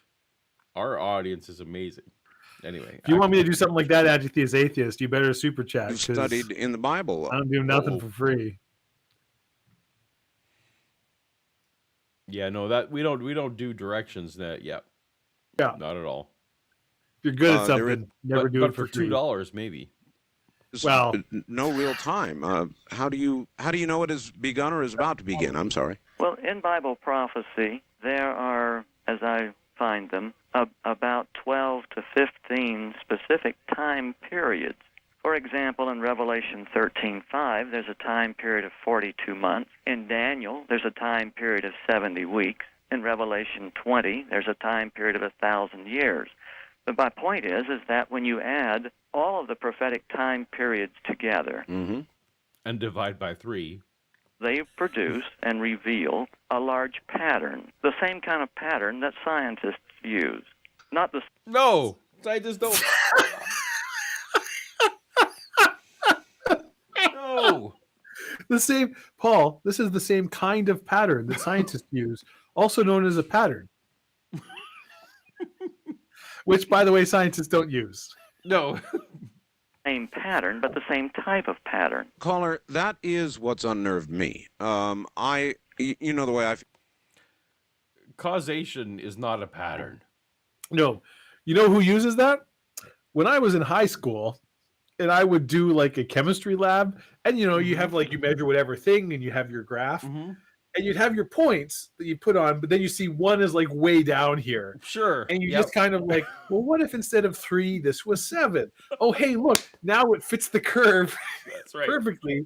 We're just gonna pretend my measurement here, because I can very clearly see where, I can see where the chips are falling. I can see what, my teacher's trying to get me to. We'll just make that happen. I know some of your teachers, your science teachers. I'm gonna tell them. I'm gonna message them now. They're 80 years old, and I'm gonna. Yeah, well, I never became a scientist, so they go. Feel about this quickening thing, which I don't necessarily relate to the Bible or anything else. Right. But then I listened to Scallion. What's this quickening thing? Okay, we need to listen more. So quickening. There's the Highlander definition of it, but quickening is a real word in the English language, which is just a like it says, like quickening. So it's like as things, it's kind of as you spiral towards where like things are happening, but they're happening more and more and more and more and more and more and more and more and more and more, and you're getting more and like it's becoming the ever widening gyre, right? I know that in science, like quickening is a thing in pregnancy. Yeah. Like there is, like that's the only context I know that it's a real word. That in like that, and it's not unlike what you just described. It's in pregnancy where all of a sudden, all the systems are. I'm gonna say this wrong, but where it is all of a sudden it's just like acceleration of maturity. So it's one of those words that has fallen out of use in the English language, but it was at one time a more commonly used word. And it's like as you get closer to whatever usually bad or precipitous event, it's like bad things are happening, more and more. It could be like as you're going to political corruption scandals are happening more and more and more often as, things are going. That's how good. Right, so this is how I would have used it. Absolutely. That's correct, yeah. So it is a real world. You could, I think assume it's in like the OED or whatever. So Dave, I don't think you know Kip Davis, but Kip lives in the city where I most recently lived before this. Okay, I don't. And you were born, and he's a scholar, an actual real scholar of Dead Sea Scrolls. He's a Dead Sea Scrolls scholar. He has literally touched and handled and fondled all the Dead Sea Scrolls and worked on them his whole. Anyway. That's actually genuinely impressive because I know what kind of requirement, what kind of credentials you need to have that sort of access. And that's right. So, so this is a real deal. He wants to know where we went to high school because I think Kip is thinking that you and I went to high school in the city but we didn't go to high school in that city. You moved. No. You were born in that city and moved away. Yes, I moved away. We could say Calgary. I don't think I'm doxing Kip at this point. I don't know why we're being so fucking coded. I was going to want to not dox Kip, but it's his fault. He wears Flames jerseys. Garbage. Yeah. So I've also literally in this channel said my real name and where I live. So, whatever. So anyway, if people want to go back. So Dave and I both went to high school in Saskatoon, weirdly. So Yes. Although I was in Calgary not a week ago for a good 10 days. All right. Fair enough. Maybe next time I go, I'll have to meet up with Kip sometime. Next time I go, I am going to meet up with Kip, and I'm hoping that is in a few months. So anyway. There you go. Study Edgar Casey or you listen to Larry Wilson, they all seem to be saying about the same thing, and that unnerves the hell out of me. I agree. I think that was the language from the end of the show. So he's starting to get unnerved. Yeah. eerie about it is that with Scallion and all these other people, there is no, how should I say it, there's no consequence to the decision and the faith you put in it. If Scallion, if everybody's right, the only person that has a consequence to it is this man's belief and Christian's belief, because in that sense there's a heaven and a hell. If Scallion's right and we die and we just turn into some goo, who cares? But if the Bible is right... Wait a minute. Scallion never said we die and turn into goo. Well, no, you know, I know he didn't say that. Unfair. But what I'm Apparently saying Kip is doesn't live in that that city anymore either, Paul. Oh, boo. Okay. Well, then Kip and I are going to have our drink somewhere else. That's all right. Yeah. Christians believe that there is a heaven and a hell, yes, and an eternity. Other beliefs say, well, if you're a good person, this and that. Christianity believes that if you've given your life to Christ and trusted in Him for your salvation, you'll survive. All right, see, this is where, thank you, caller. Larry, this is where I run into all kinds of trouble personally with religion. Right. I don't think... I think we're getting to it, Dave. I think we're getting to it. I was about to run and grab another drink, in other but words, I really there want are to hear good this. people and there are bad people. We talk about them on the air here all the time. Right. And it is not my belief that if somebody didn't sprinkle water on your head, right, or you've not been born again, or whatever it is that people say you've got to do to be one of the lucky few that'll get sucked up just before whatever happens. Right. I think there are good people who will, if there is going to be the great suck up, will be on their way, even though they didn't go to church every Sunday. And That's right. And so I really did want to bring you on the air this morning to put this perspective on, just to kind of balance some of the other things I'm doing, and I'm finding that it's not balancing it, it's reinforcing it again. You know something, Art, I think you were more profound in what you said than perhaps you might realize, and that is God who does the saving. Did you have any comment on what Art just like? Is Art just so Art was like, look, I think this is all crap. Yeah. But people keep telling me I'm not giving it its fair due.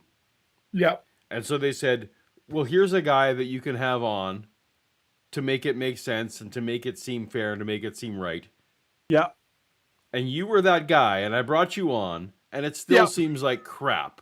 Yeah, and none of this makes any sense.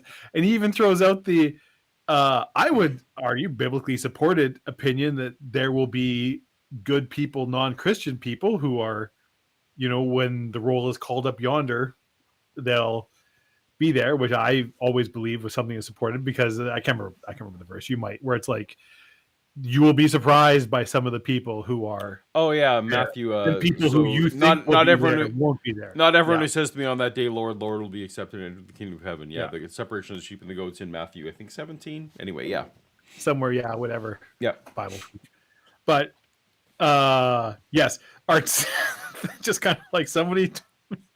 All of this is painting pictures. Like they told me, bring this guy on, he'll make it all sense, and you're spouting a bunch of nonsense that's not backed up by anything, and you ain't winning me over. Yeah. Yeah. I also am gonna I need to work in my vocabulary some. The great suck up is the great suck up. Yeah. If you're gonna, I'm gonna try and avoid and/or enter the great suck. Yeah. All right. Let's see what he says to Art. Humanity, ultimately in the end, is far more generous in what he considers good and bad than religious people are. Well, I sometimes wondered what if the great moment comes and the only people left down here are the Christians.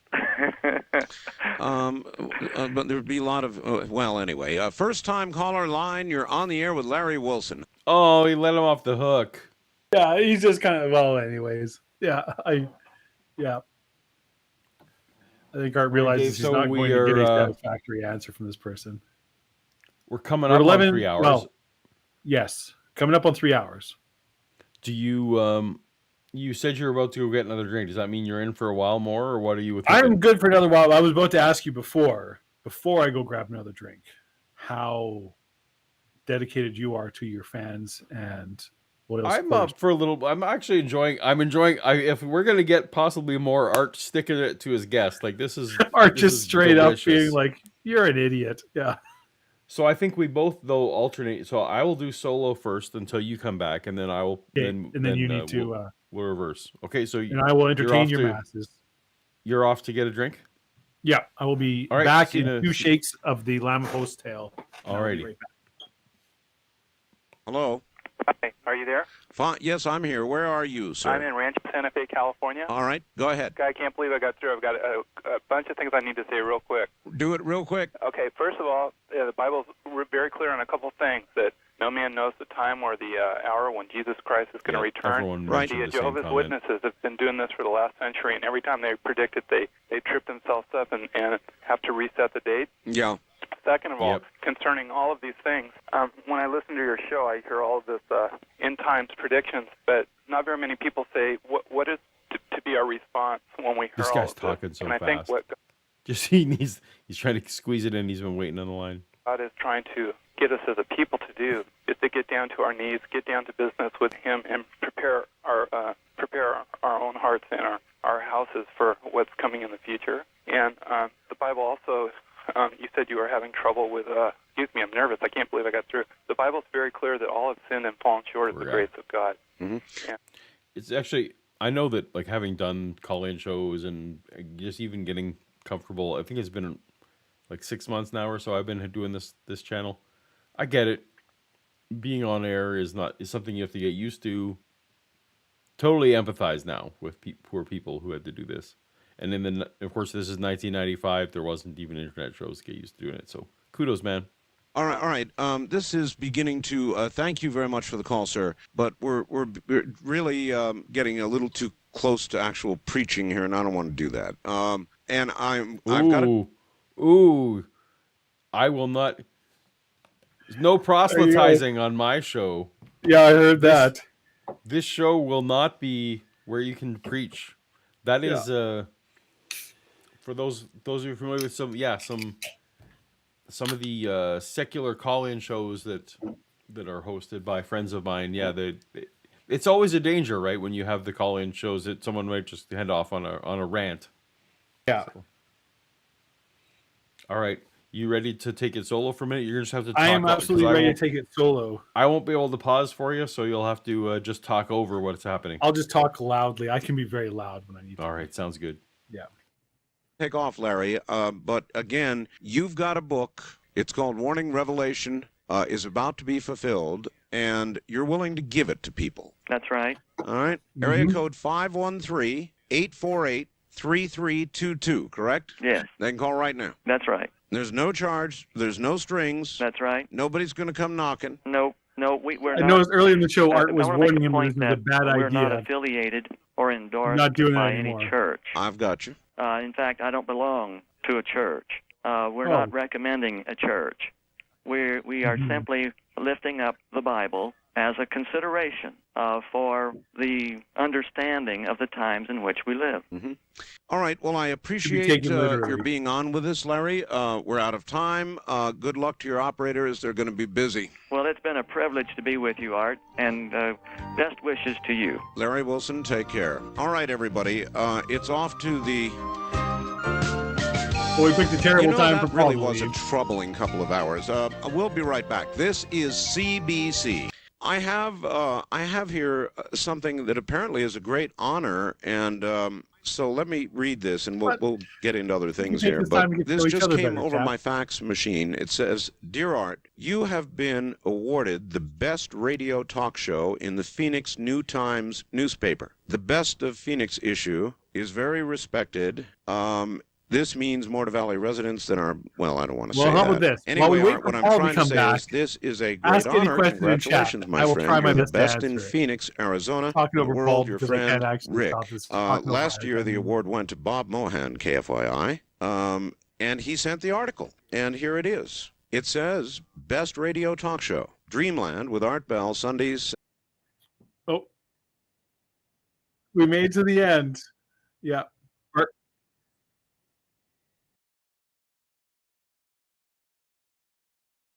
Yeah, it's just the callers now.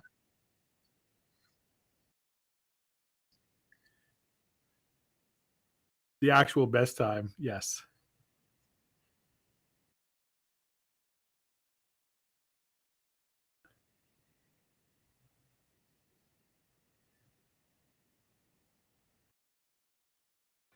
Um, it's. I mean, it's hard to say. They were all hostile to him. There was, yeah. Certainly, there was the one that was like, "Where are you getting these dates from?" Which he never answered, ever. Yeah, like why 1994 to now? I don't know though. I would have I can't think of what like the two would have been. I would, yeah, yeah.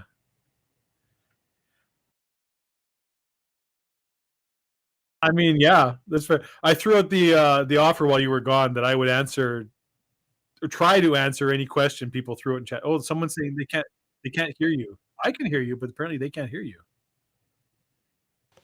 Literally, Oh, I you're bet I've muted. been Yeah. muted the whole time. Jovial's even paying money to tell you that nobody can hear you. That's weird. I wonder why I can hear you and not. I don't know. No, because I think I muted myself for I naturally hit mute, but when I hit mute, Mic check, mic check. So people are listening to my half of our conversation.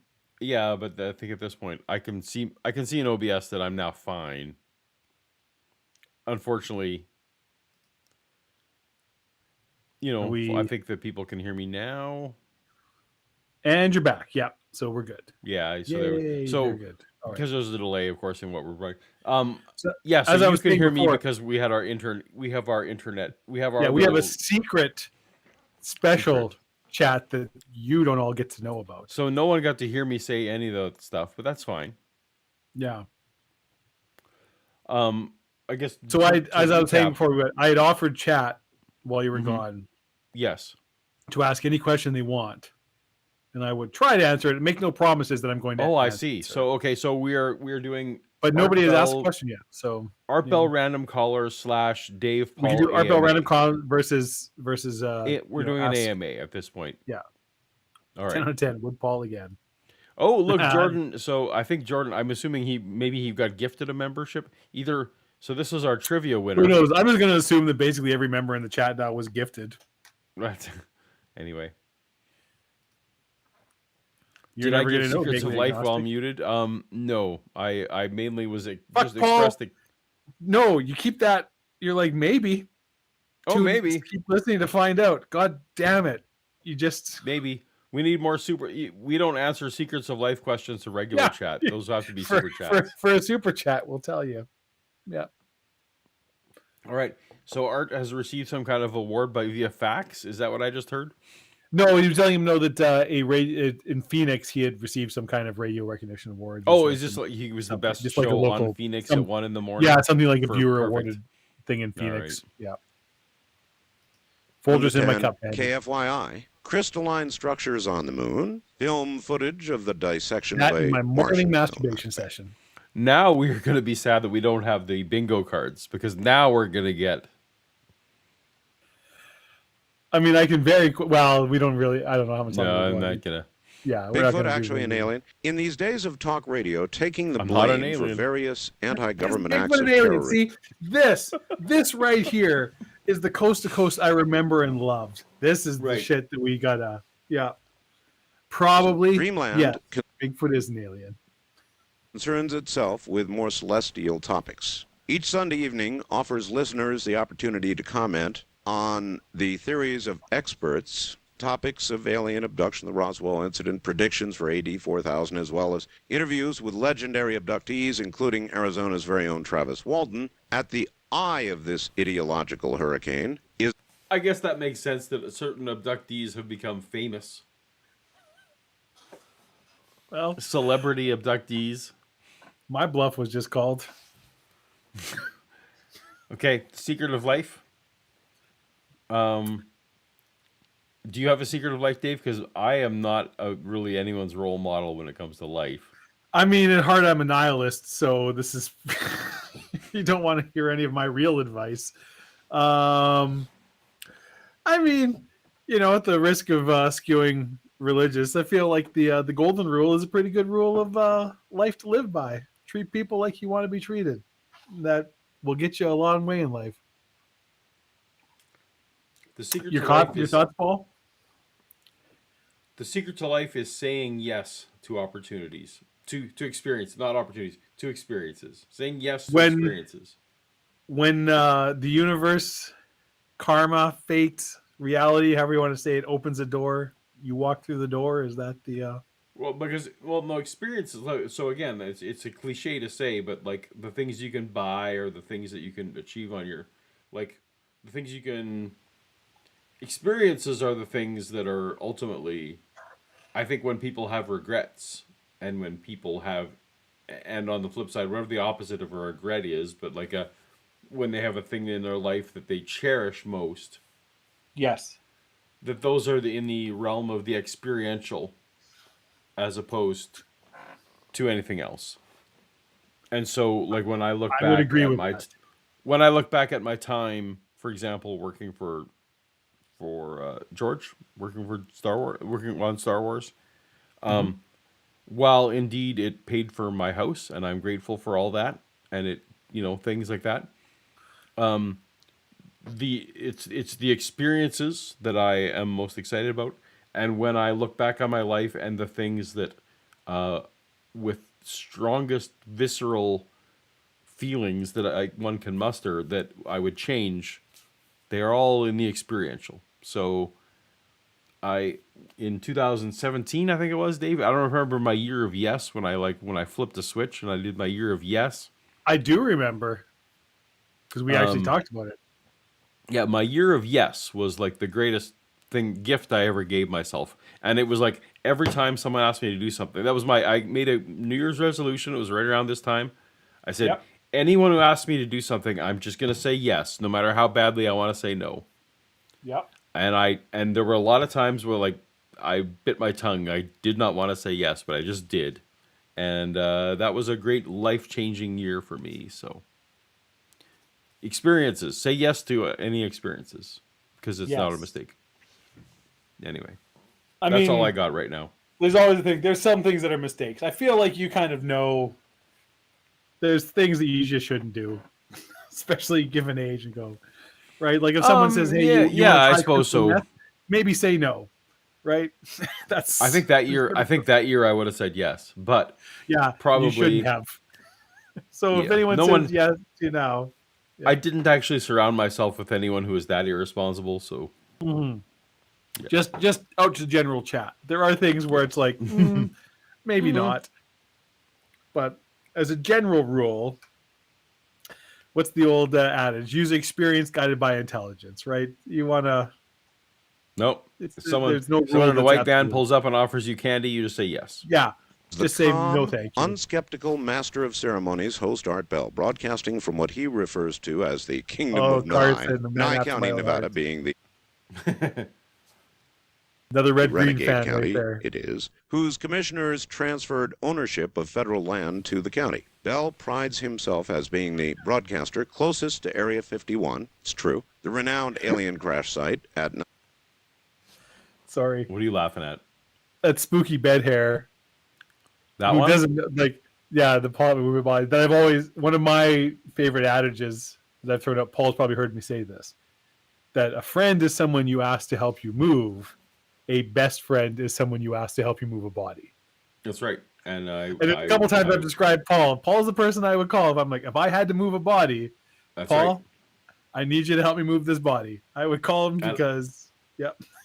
I would This is ask a no person like- follow-up questions. That's right. Yeah, There would be. okay, I guess we're doing And this we don't now. need to talk. That's right. And we don't need to talk about it tomorrow.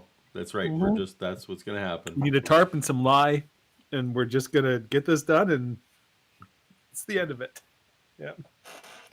Dallas Air Force Base. Not necessarily true. Has he had a sighting? Of course. Listening to Bell's measured, even tones, you know that to him, any theory is as plausible as the next. Add to the mix advertisements for shortwave radios and companies that'll help turn your cash savings to gold, and you have a radio show reaching out to the anti-government Second Amendment survival. Yes. So this is we miss all of this. Like, so there used to be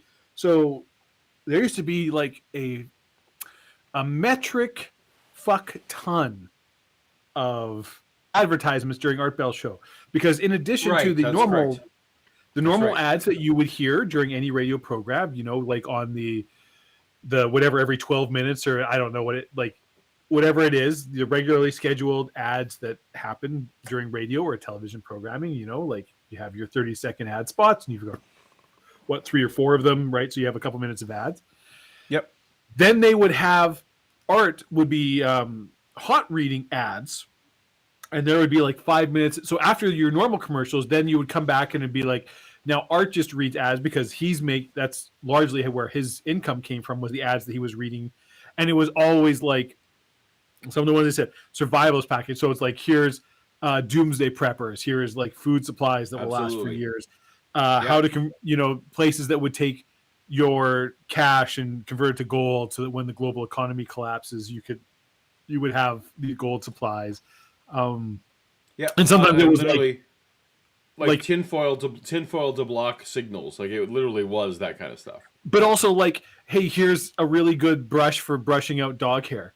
Or that's right, like like just like the most mundane everyday, like, oh yeah, no, I would buy that. Sounds like a good idea. I would buy that, like just like normal shit, because there's just, he would just, it was a business. There's whoever's paying for advertising, he'll do the advertising. But yeah, the things he mentioned were specifically things that were frequently advertised on his show.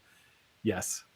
Absolutely. Good night, Joe Hill. This militia crowd as well. But Dreamland is not to be typecast. As Bell intones at the end of each show, Dreamland is a program dedicated to areas of human experience not easily put into a box. Things seen at the edge of vision, yet as real as the air we breathe but can't see. That's it. But Dreamland, so that is something we might have to bridge into at some point, Paul. So Dreamland is his competing show. His other show, yes. Yeah. Yeah. No, I'm willing to. I've talked about this. I'm willing to do Dreamland episodes for sure. And I listened to a lot more Coast to Coast than I ever did Dreamland. I didn't listen to much Dreamland because it wasn't on the radio where we lived ever. Oh, that's very nice, Timothy. Thank you, Timothy. Good night, Joe Hill. Joe Hill's going Everyone to bed. who says at this point, Timothy has set a standard. Anyone who says good night, Timothy's going to super chat. So everyone else should go to bed one at a time.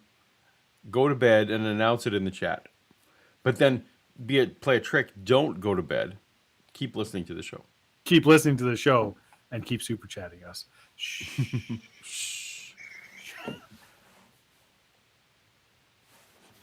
That said, we may be inadvertently putting too much of a burden on Timothy Harmon, who's one of our best fans, and to whom yes, Timothy, please don't feel obligated to spend $5 for everybody that is going to bed. That, I mean, I won't complain if you do, but you really don't have to. Man, Tapioca Weasel's just throwing out the memberships tonight. Wow. We appreciate the support to the channel. Cheers to you, Dr. Tapioca. Cheers to you, Weasel. Friend. Article. And so they have awarded me the best radio talk show host, best radio show, I guess. Thank you. That is quite an honor. And the best of Phoenix 1995, it says. Thank you. Whether it is Dreamland or this program that sometimes models itself after that in some senses, it is the very diversity that I seek that I think accounts for the success, or I hope does. So that's a great honor. Unless you're going to talk about Bible shit, then I don't want to hear about it. Then I am not even remotely interested. I'm not into diversity when it comes to Christian inclusion. And thank you, Phoenix. Thank you. This fax in. Entertainment Tonight claims they are going to show additional footage of the Santilli film tomorrow, 9/22. The brief snippet of film they showed was of the panels with the six-finger impressions. I'll be damned. I wonder if Fox is trying to sell off the footage they have that doesn't fit into their Roswell theory. Or is this an attempt to release credible information through less than credible sources, or vice versa? In any event, I thought people ought to know so they can roll a tape. She signs it Susie Luce in Santa Barbara. Normally, I'm sure that's not a real last name. Susie Luce. Is that like Susie Wong? So there you go. Entertainment Tonight with additional footage showing the panels. Wow. Don't miss it, folks. I can't tell you how disconcerted I was by Larry, and I don't know why. Oh, he's complaining about the guest now. Yeah. I mean, to be fair, you started the program, our show, with a clip of Art complaining about the guests. So. Yeah, so I comply. So it's and the complaint. So I wonder if it builds up in his mind because the clip is from the very very end, Very right? end, yeah. So He thinks about it more and more. Like it's an hour and a half later. So he's. Yeah. I wonder if he's built up in his mind that this guest drove me bananas. All right. Yeah. I mean, it was pretty clear because we've talked about before. Art is famously, what's the word? Patient, tolerant, supportive of his guests, right? That he goes out of his way to help his guests present their argument in the best possible light, right? He definitely attempts to steelman his guest for sure, and straight up says it. It's not like it's a secret. He's said his job as a host is to help the guests present their argument in the best possible light, whatever it is, whether or not he believes it, whatever stuff. This guy, he was just straight up. This was antagonistic towards him the whole time. Yeah. Then this. Just in, seismologists say, you're going to love this, that an earthquake that shook a wide area of Southern California Wednesday was stronger than previously thought. They say the quake's magnitude was at least 5.8, upgraded from 5.5. The quake struck at 4:27 p.m. Pacific Time Wednesday. There are reports of... Uh-oh.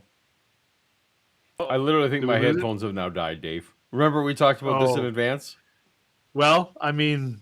because I can't hear you. That's what's happening literally right now. I have no idea what you're saying. I'm going to have to switch. Just get some goddamn speakers for your computer.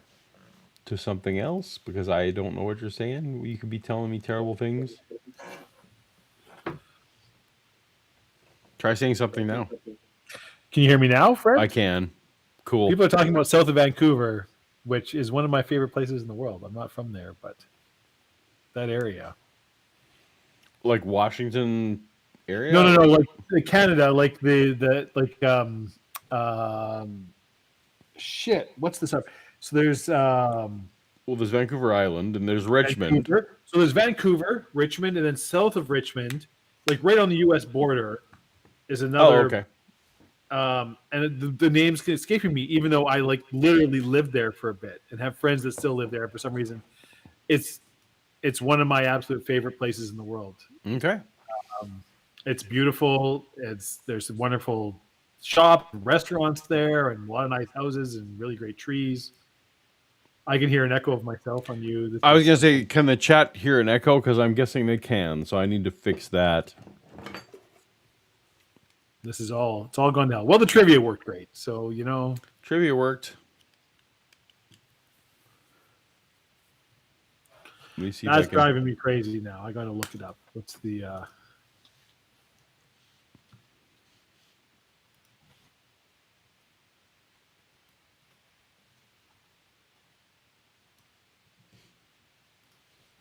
Say something now. Hello, everybody. Well, I can't hear myself now. Did we remove the echo? I hope we removed the echo. White Rock. That's what I'm trying to think of. Yes. White Rock. Sorry. Okay. Love White Rock.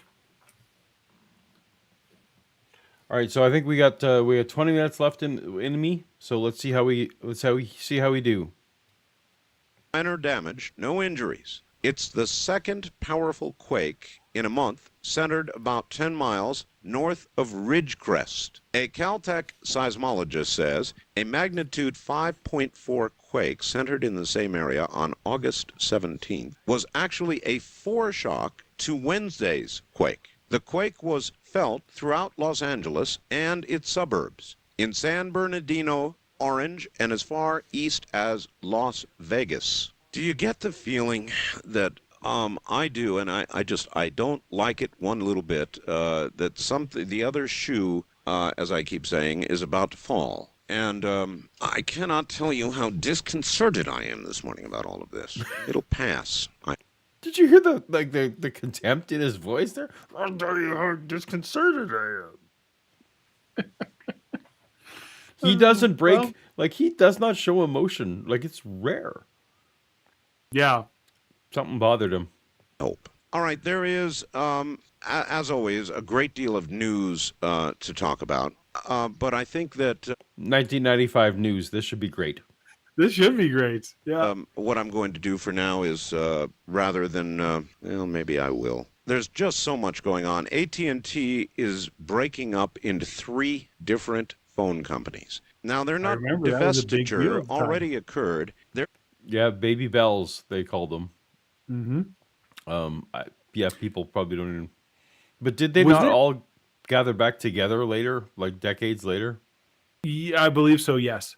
Yeah. Now, remind me, was that not an antitrust thing? It was an antitrust. Well, it wasn't so much antitrust because it was a monopoly buster, right? Because they were essentially AT&T was a communications monopoly in the early 90s. The phone company became essentially for much of continental U.S. Right? And the hope was that if they split it up regionally, and I don't know how this was supposed to work because it doesn't make sense. Like at the time, it didn't make sense, and in hindsight, it doesn't make sense. That by splitting it up regionally, that it was somehow going to affect the monopoly status. When it's not like if I live in Atlanta, Georgia. Yeah. The fact that AT&T no longer like AT&T. There's another phone company in Denver. Right. Exactly. Like that. I don't see how that was supposed to help. Yeah. But nevertheless, that's what the government did. They broke up AT&T. And created. But anyway, as you know, Dave, I worked in telco in the 90s, like right around. Yes. So 97, 98 is where I started working in telcos. And that was a big part of what made my job possible, was that suddenly there was competition in local telephone service. So even though maybe the tactics were wrong, it did achieve that result. Like almost everywhere now, you can choose between. I mean, no one gets a landline anymore, so it's hard to even say. Well, don't say no one. There's still old people, but relatively like the number of people who get landlines. It's actually not super. But there's actually still competition amongst cellular providers as well. No, and that's what's actually was the important legacy that lasted, was that probably the percentage of North America where there's only one provider of a cell phone provider or a telco is down. So I guess I may still poo-poo the tactics. I guess the ultimate goal was achieved. So whatever. This was a big deal back then. Trust me. Yes. Doing this voluntarily, we will have, as we know it, AT&T. No change in your phone service. That'll be one company. The second one will sell equipment. The third one will sell business computers out of the home market into business. They will end up laying off probably about 8. That's not how that worked out. That's not how that ended up being split. No. 1,000 people will get a pink slip as a result of this. The market liked it. A lot of people did lose their jobs, though that's not that part. That prediction correct came true. Shareholders love it, and me, I miss the old phone company. You know what? I really miss the old phone company. I miss phones like the phone I've got right here. I've got one right here. You know what it is? I look on the back of it. You know what it says? Bell System property, not for sale. That telephone. I miss these telephones.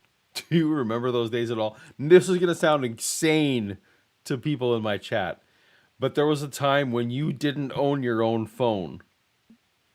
Yes. You were leasing your phone from the phone company.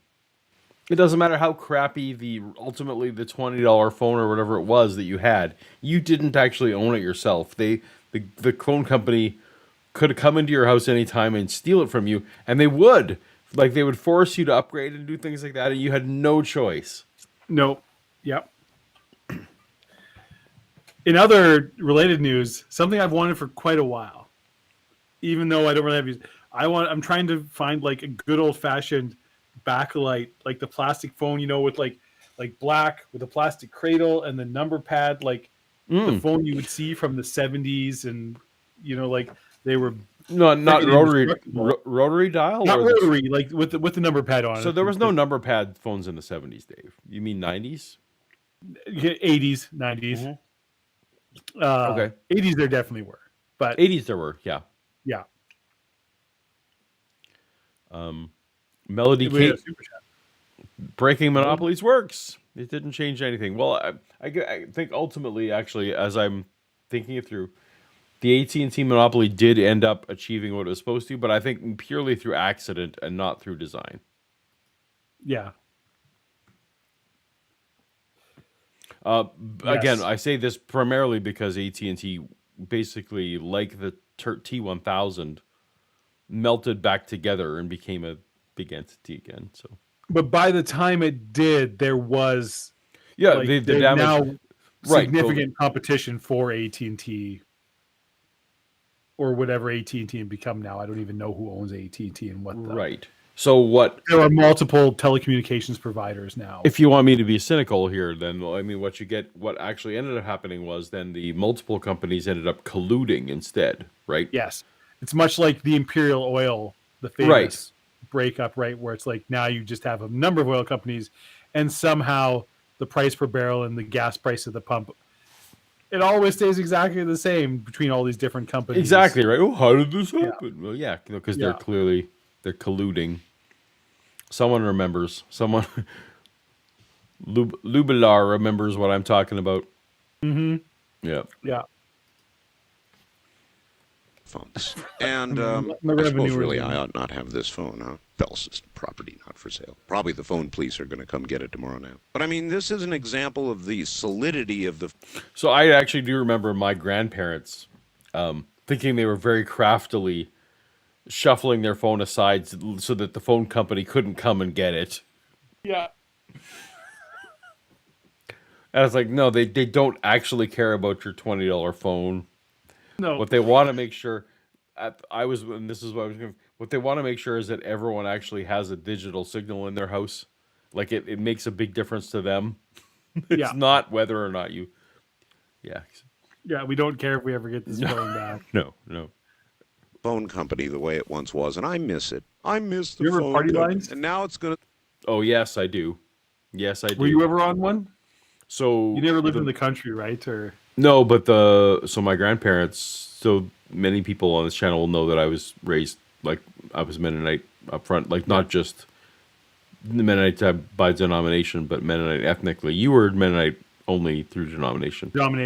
But I had family, like my family were homesteaders, and kind of go right. So like on both sides of my family, there were. When I was a kid growing up, when you go visit certain family members on farms, there would be party lines. I gotcha. Yeah. So so my grandparents were on party lines for decades longer than the general public. Yeah. Because for some reason Mennonites were allowed to be 50 years behind on tech. Like they weren't Amish, so Amish was like no technology past was bad. Mennonites just had this rolling 50 years. So like as long as we're 50 years behind, that's fine. So, yeah, no, I remember as a kid the party line thing for sure. I wonder how many people in chat have any fucking clue what we're talking about right So, now. party line was literally like there was just one number you call for like the whole everyone on the line. It was essentially the village for us. But there was a certain ring that you would have if it was meant for you, but anyone could answer. Yes. So you could like, or you'd like go to call somebody and you pick up the phone and there would be another conversation going on. Right. Yeah. And you'd be like, I guess I got to do my call later because someone else is chatting with somebody. Yeah. Yeah. So it was the whole thing is like, it was talking on the phone. It's like, well, be aware, literally your neighbors could be listening to your conversation right now. Absolutely. Yeah. Yeah. They used to be very common, especially in rural. Oh yeah. Right. Yeah. And that was like, there was no concept of we're going to call, like, I'm going to call you and talk to you for 15 minutes and just chat about your day. Cause that was socially unacceptable because you were tying up business at that point. So and it just wasn't a thing. People just didn't talk on the phone for, huge amounts of time. Yeah. Those were good days. Feel called Split out up even right now. more. OJ, it is possible we have seen the last witness in the O.J. Simpson trial. Being a, that's all, folks. Well, not quite. Yesterday. Oh my goodness! So when this episode was airing, they were still the O.J. Simpson trial was still dragging on. Yeah. Oh my. A motion to suppress evidence based on the impeachment of Furman and Van Adder, denied. A motion to limit the length of closing arguments next week, denied. Closing arguments begin. So to be fair, this was like the first trial that was being widely aired on media. Yes. Literally, Where it was laws like- were changing around this trial in order to allow coverage. Yes. And so, yeah, no kidding. They were not going to be limiting how long it could be. This was ratings gold for every network. Yeah. Yeah, that makes sense. Tuesday, that is going to be very interesting. That will be 1 year to the date after the beginning of the trial. Closing arguments will begin on the anniversary of the beginning of the trial. Frederick? I didn't know that. I didn't know it lasted a full year. Oh, the OJ trial went on for fucking ever. Yeah, Yes. I would have said forever, but honestly, like, if you just said, did it last 365 days, I said, maybe. Well, okay, so like the trial did not last 365 days. It was no, but a was year the from- 365 days lapse time between the start? Yeah, like that's the thing, because it would be like, well, motion for blah blah blah. Okay, well, we give you 2 months continue. Where it's like, okay, we go as things are. Where it's like, now we're going to come back and go. Yeah, And I don't even remember what they were, but there were sequester issues around the jury as well, of course, because this was a long time. But it took such a long time. Yeah. Whitehurst, the FBI guy who was going to testify if they could get him in, will not. His information not considered relevant to this case. So that's about it. No limit on final arguments. The jury is beginning to get a little testy, I would say. Kidding. And can you blame them? So that's it, folks. Other than the closing arguments, it's over. What kind of jury verdict do you expect? Colin Powell in Boston on his... Colin Powell. Book signing, which, by the way, has gone right up to the top of the list. It is now the #1 bestseller, Colin Powell. He clearly is now leaning more toward being, I believe he's going to run as a Republican. He said yesterday, quote, that did not happen. No, he never ran for office. I don't believe, right? Yeah. No, he could have. He totally could He was have, too but smart to get. Yep. He just got the hell out of all of that. He just retired. Good for him. Good for you, Colin Powell. That is the smart thing to do. the I'm sure he's living a happy GOP life is a somewhere right big tent that can indeed handle moderate positions on gun control, abortion, and so on. The GOP would have loved. I mean, this show is not about politics, but they would have loved to have had an African American candidate at that time. So that we're talking about like George Bush, post George Bush first.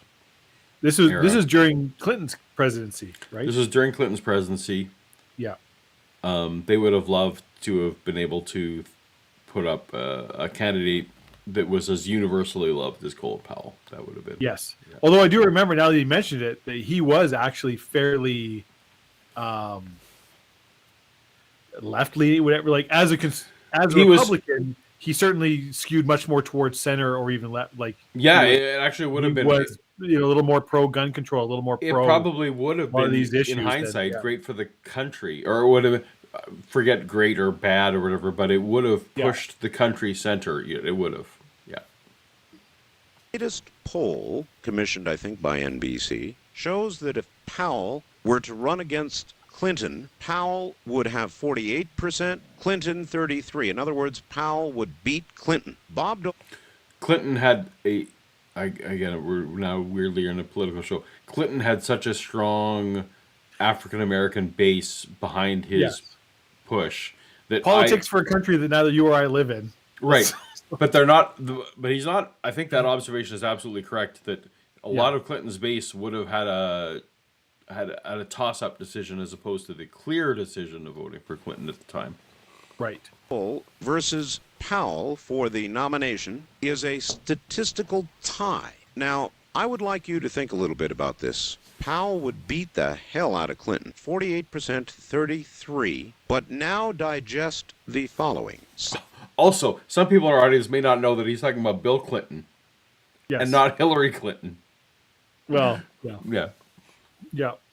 71% of the people say they know very little about Powell. Now, what does that say? What does that say? 71% of the people say they hardly know a thing about Powell. And I feel like any candidate, the more you can leave the fill in your own blanks, like that's a strategy.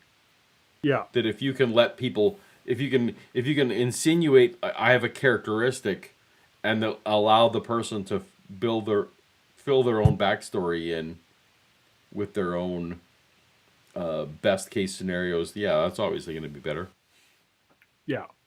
Yet, by 48 to 33%, they're willing to replace Clinton with Powell. Now, what does that say about Clinton? What does that say about Powell? And what does that say about the electorate? I'm not sure any of it's good. Frankly, I'm not sure any of it's good. So there you are. Powell made a statement the other day about, says politicians are demonizing immigrants. He is the son, as you know, of a Jamaican immigrant. Said Monday that he supports banning welfare and other government benefits for those who enter the country illegally, except when it comes to children. All right, so we're coming. I guess. I mean, Coming the up on choices are. I don't necessarily. Here's a little Art Bell fact, Paul. I'm going to throw it. I don't know if you know this. So, Art Bell's show actually started as a political call-in show. Okay. And was that for like 7 or 8 years. It started in the 80s.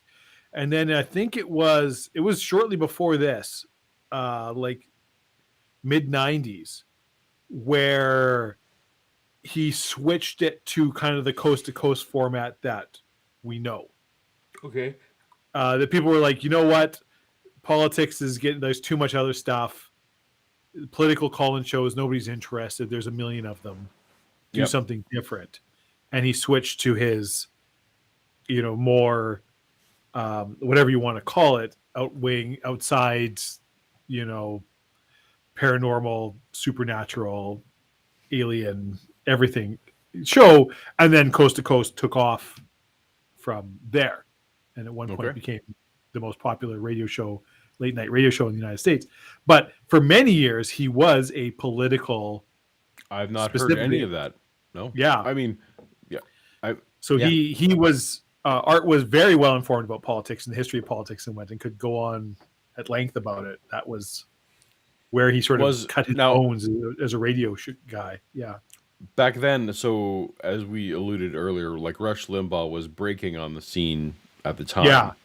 So this Art would have been doing it before. So, it was like Rush Limbaugh coming on. So it was like what I've sort of heard and read. It was like, in the opinion was Art would say like the political discourse on radio was becoming what we would call now toxic. I can't remember what phrase he used, but he was like, it's becoming so what did he say? Like polarized, and hate-filled that he was like, I was no longer interested in doing a political show. So I moved off to these other areas that I'm interested in. I guess that was my question. Like, do you recall, was Art left-leaning, right-leaning, or was that not even... I don't know. I've never listened to any of his political show stuff. I would suspect, just from what I know of him and going, I suspect more left than right. I suspect so too, but yeah. He was much more of a free spirit in a lot of ways. Yeah. Cool.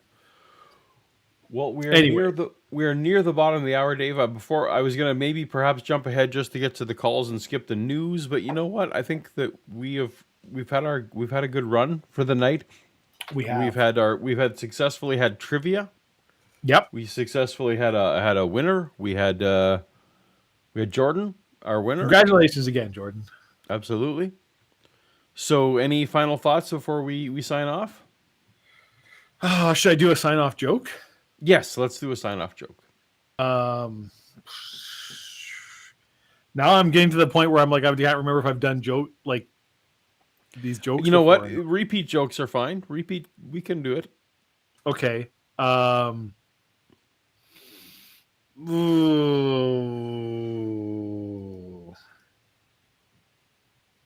Okay. I'm going to tell you my favorite joke of all time. Okay. Oh, well, favorite of all time. This is actually a Norm Macdonald joke, but okay. I'm going to tell it to you. So, a moth walks into a podiatrist's office, and the podiatrist says to the moth, "What seems to be the problem, moth?" And the moth says, "What's the problem, doctor? I've got so many problems, I don't even know where to start." The moth says, "I work in a factory for a man named Yanovich Grigorovich. And I've been working in this factory for 32 years. And I'm going to be honest with you, Doctor, I don't even know what I do for a living. And I don't think Yanovich Gregovich knows what I do for a living, but he knows that he has power over me, and I think that makes him happy. The moth says, I wake up in the middle of the night, and I turn over in bed, and I see an old lady lying in bed beside me. And I can't remember what about this woman made me fall in love with her. And I can't even remember what she looked like when I fell in love with her. The moth says, the only source of joy in my life is my little daughter, Vanya. But she fell in the cold last winter, as so many in our village did. And I lost that source of joy. The moth says, I haven't even told you the worst part yet, Doctor. The thing that gnaws at my soul like a cancer. My son, Piotr, when I look into his eyes, Doctor, and I'm ashamed to admit this, but I look into his eyes and I don't love him. I don't love him because when I look into his eyes, I see the same cowardice that I see in my own eyes when I look in the mirror, and it disgusts me, and I hate that about him, and I cannot bring myself to love my firstborn son. He says, if I was a stronger moth, I would reach over to the loaded pistol I keep on a table beside my bed, and I would end this grim charade. He says, I'm not a moth, Doctor. I'm a spider, hanging from a thin silken thread over a pit of fire. And I don't know, should I just let go of the thread and end this, or should I struggle and try to climb the thread and better my life? But I don't do either. I sit here, holding on to the thread, being blown by fate and winds this way and that, with no control over my destiny or my life, letting others dictate everything about me.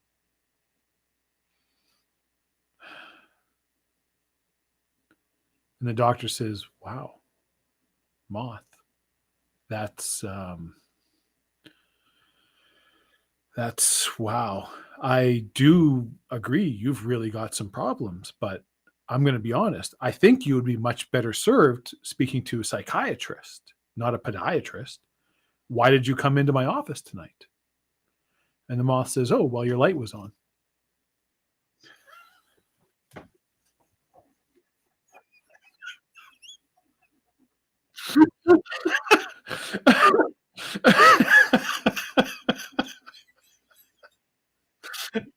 So yeah, there you go.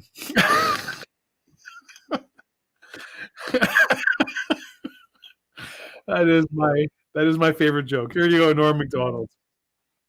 The story behind that joke is even better than the joke. Yeah.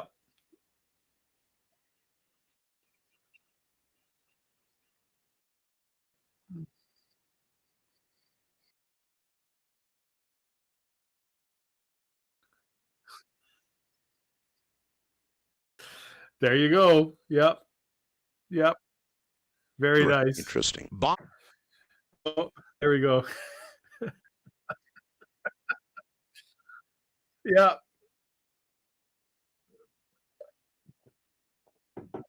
Oh, apparently you're muted again, Paul. Somehow. Dang, nabbit. We're trying to say good. Oh, good I night. know. That was why, because my dog has been going nuts, and so I was, muted. Hello, Bella. Yeah. Yep, there she goes. Got the All right. zoomies. That's why it was muted. Everyone. Yeah. You have to give my friend Paul. He's drunk and he keeps falling on the mute button. Trying to save you from dog barks. Apparently, someone's outside doing something. Maybe there's a pheasant who passed our window. Somewhere outside within a 5-mile radius, someone is doing something. Exactly. All right. Let me tell you Well, about Dave, my neighbor, that son of a bitch, parked his car in his driveway, and we're not going to fucking stand for it. So time to start barking like a man. Exactly. Yeah. All right, Dave. Well, cheers to that. Thank you for everyone for joining us for our first trivia night and for hanging with us for Art Bell. We will be doing some more things in a few weeks. Stay tuned. He's real excited. Good night, everyone. Good night, everybody. Thank you for joining us. Bye-bye. Bye. Oh, let me end this. Yeah. Are we still on? Are we good? We're good. We're clear.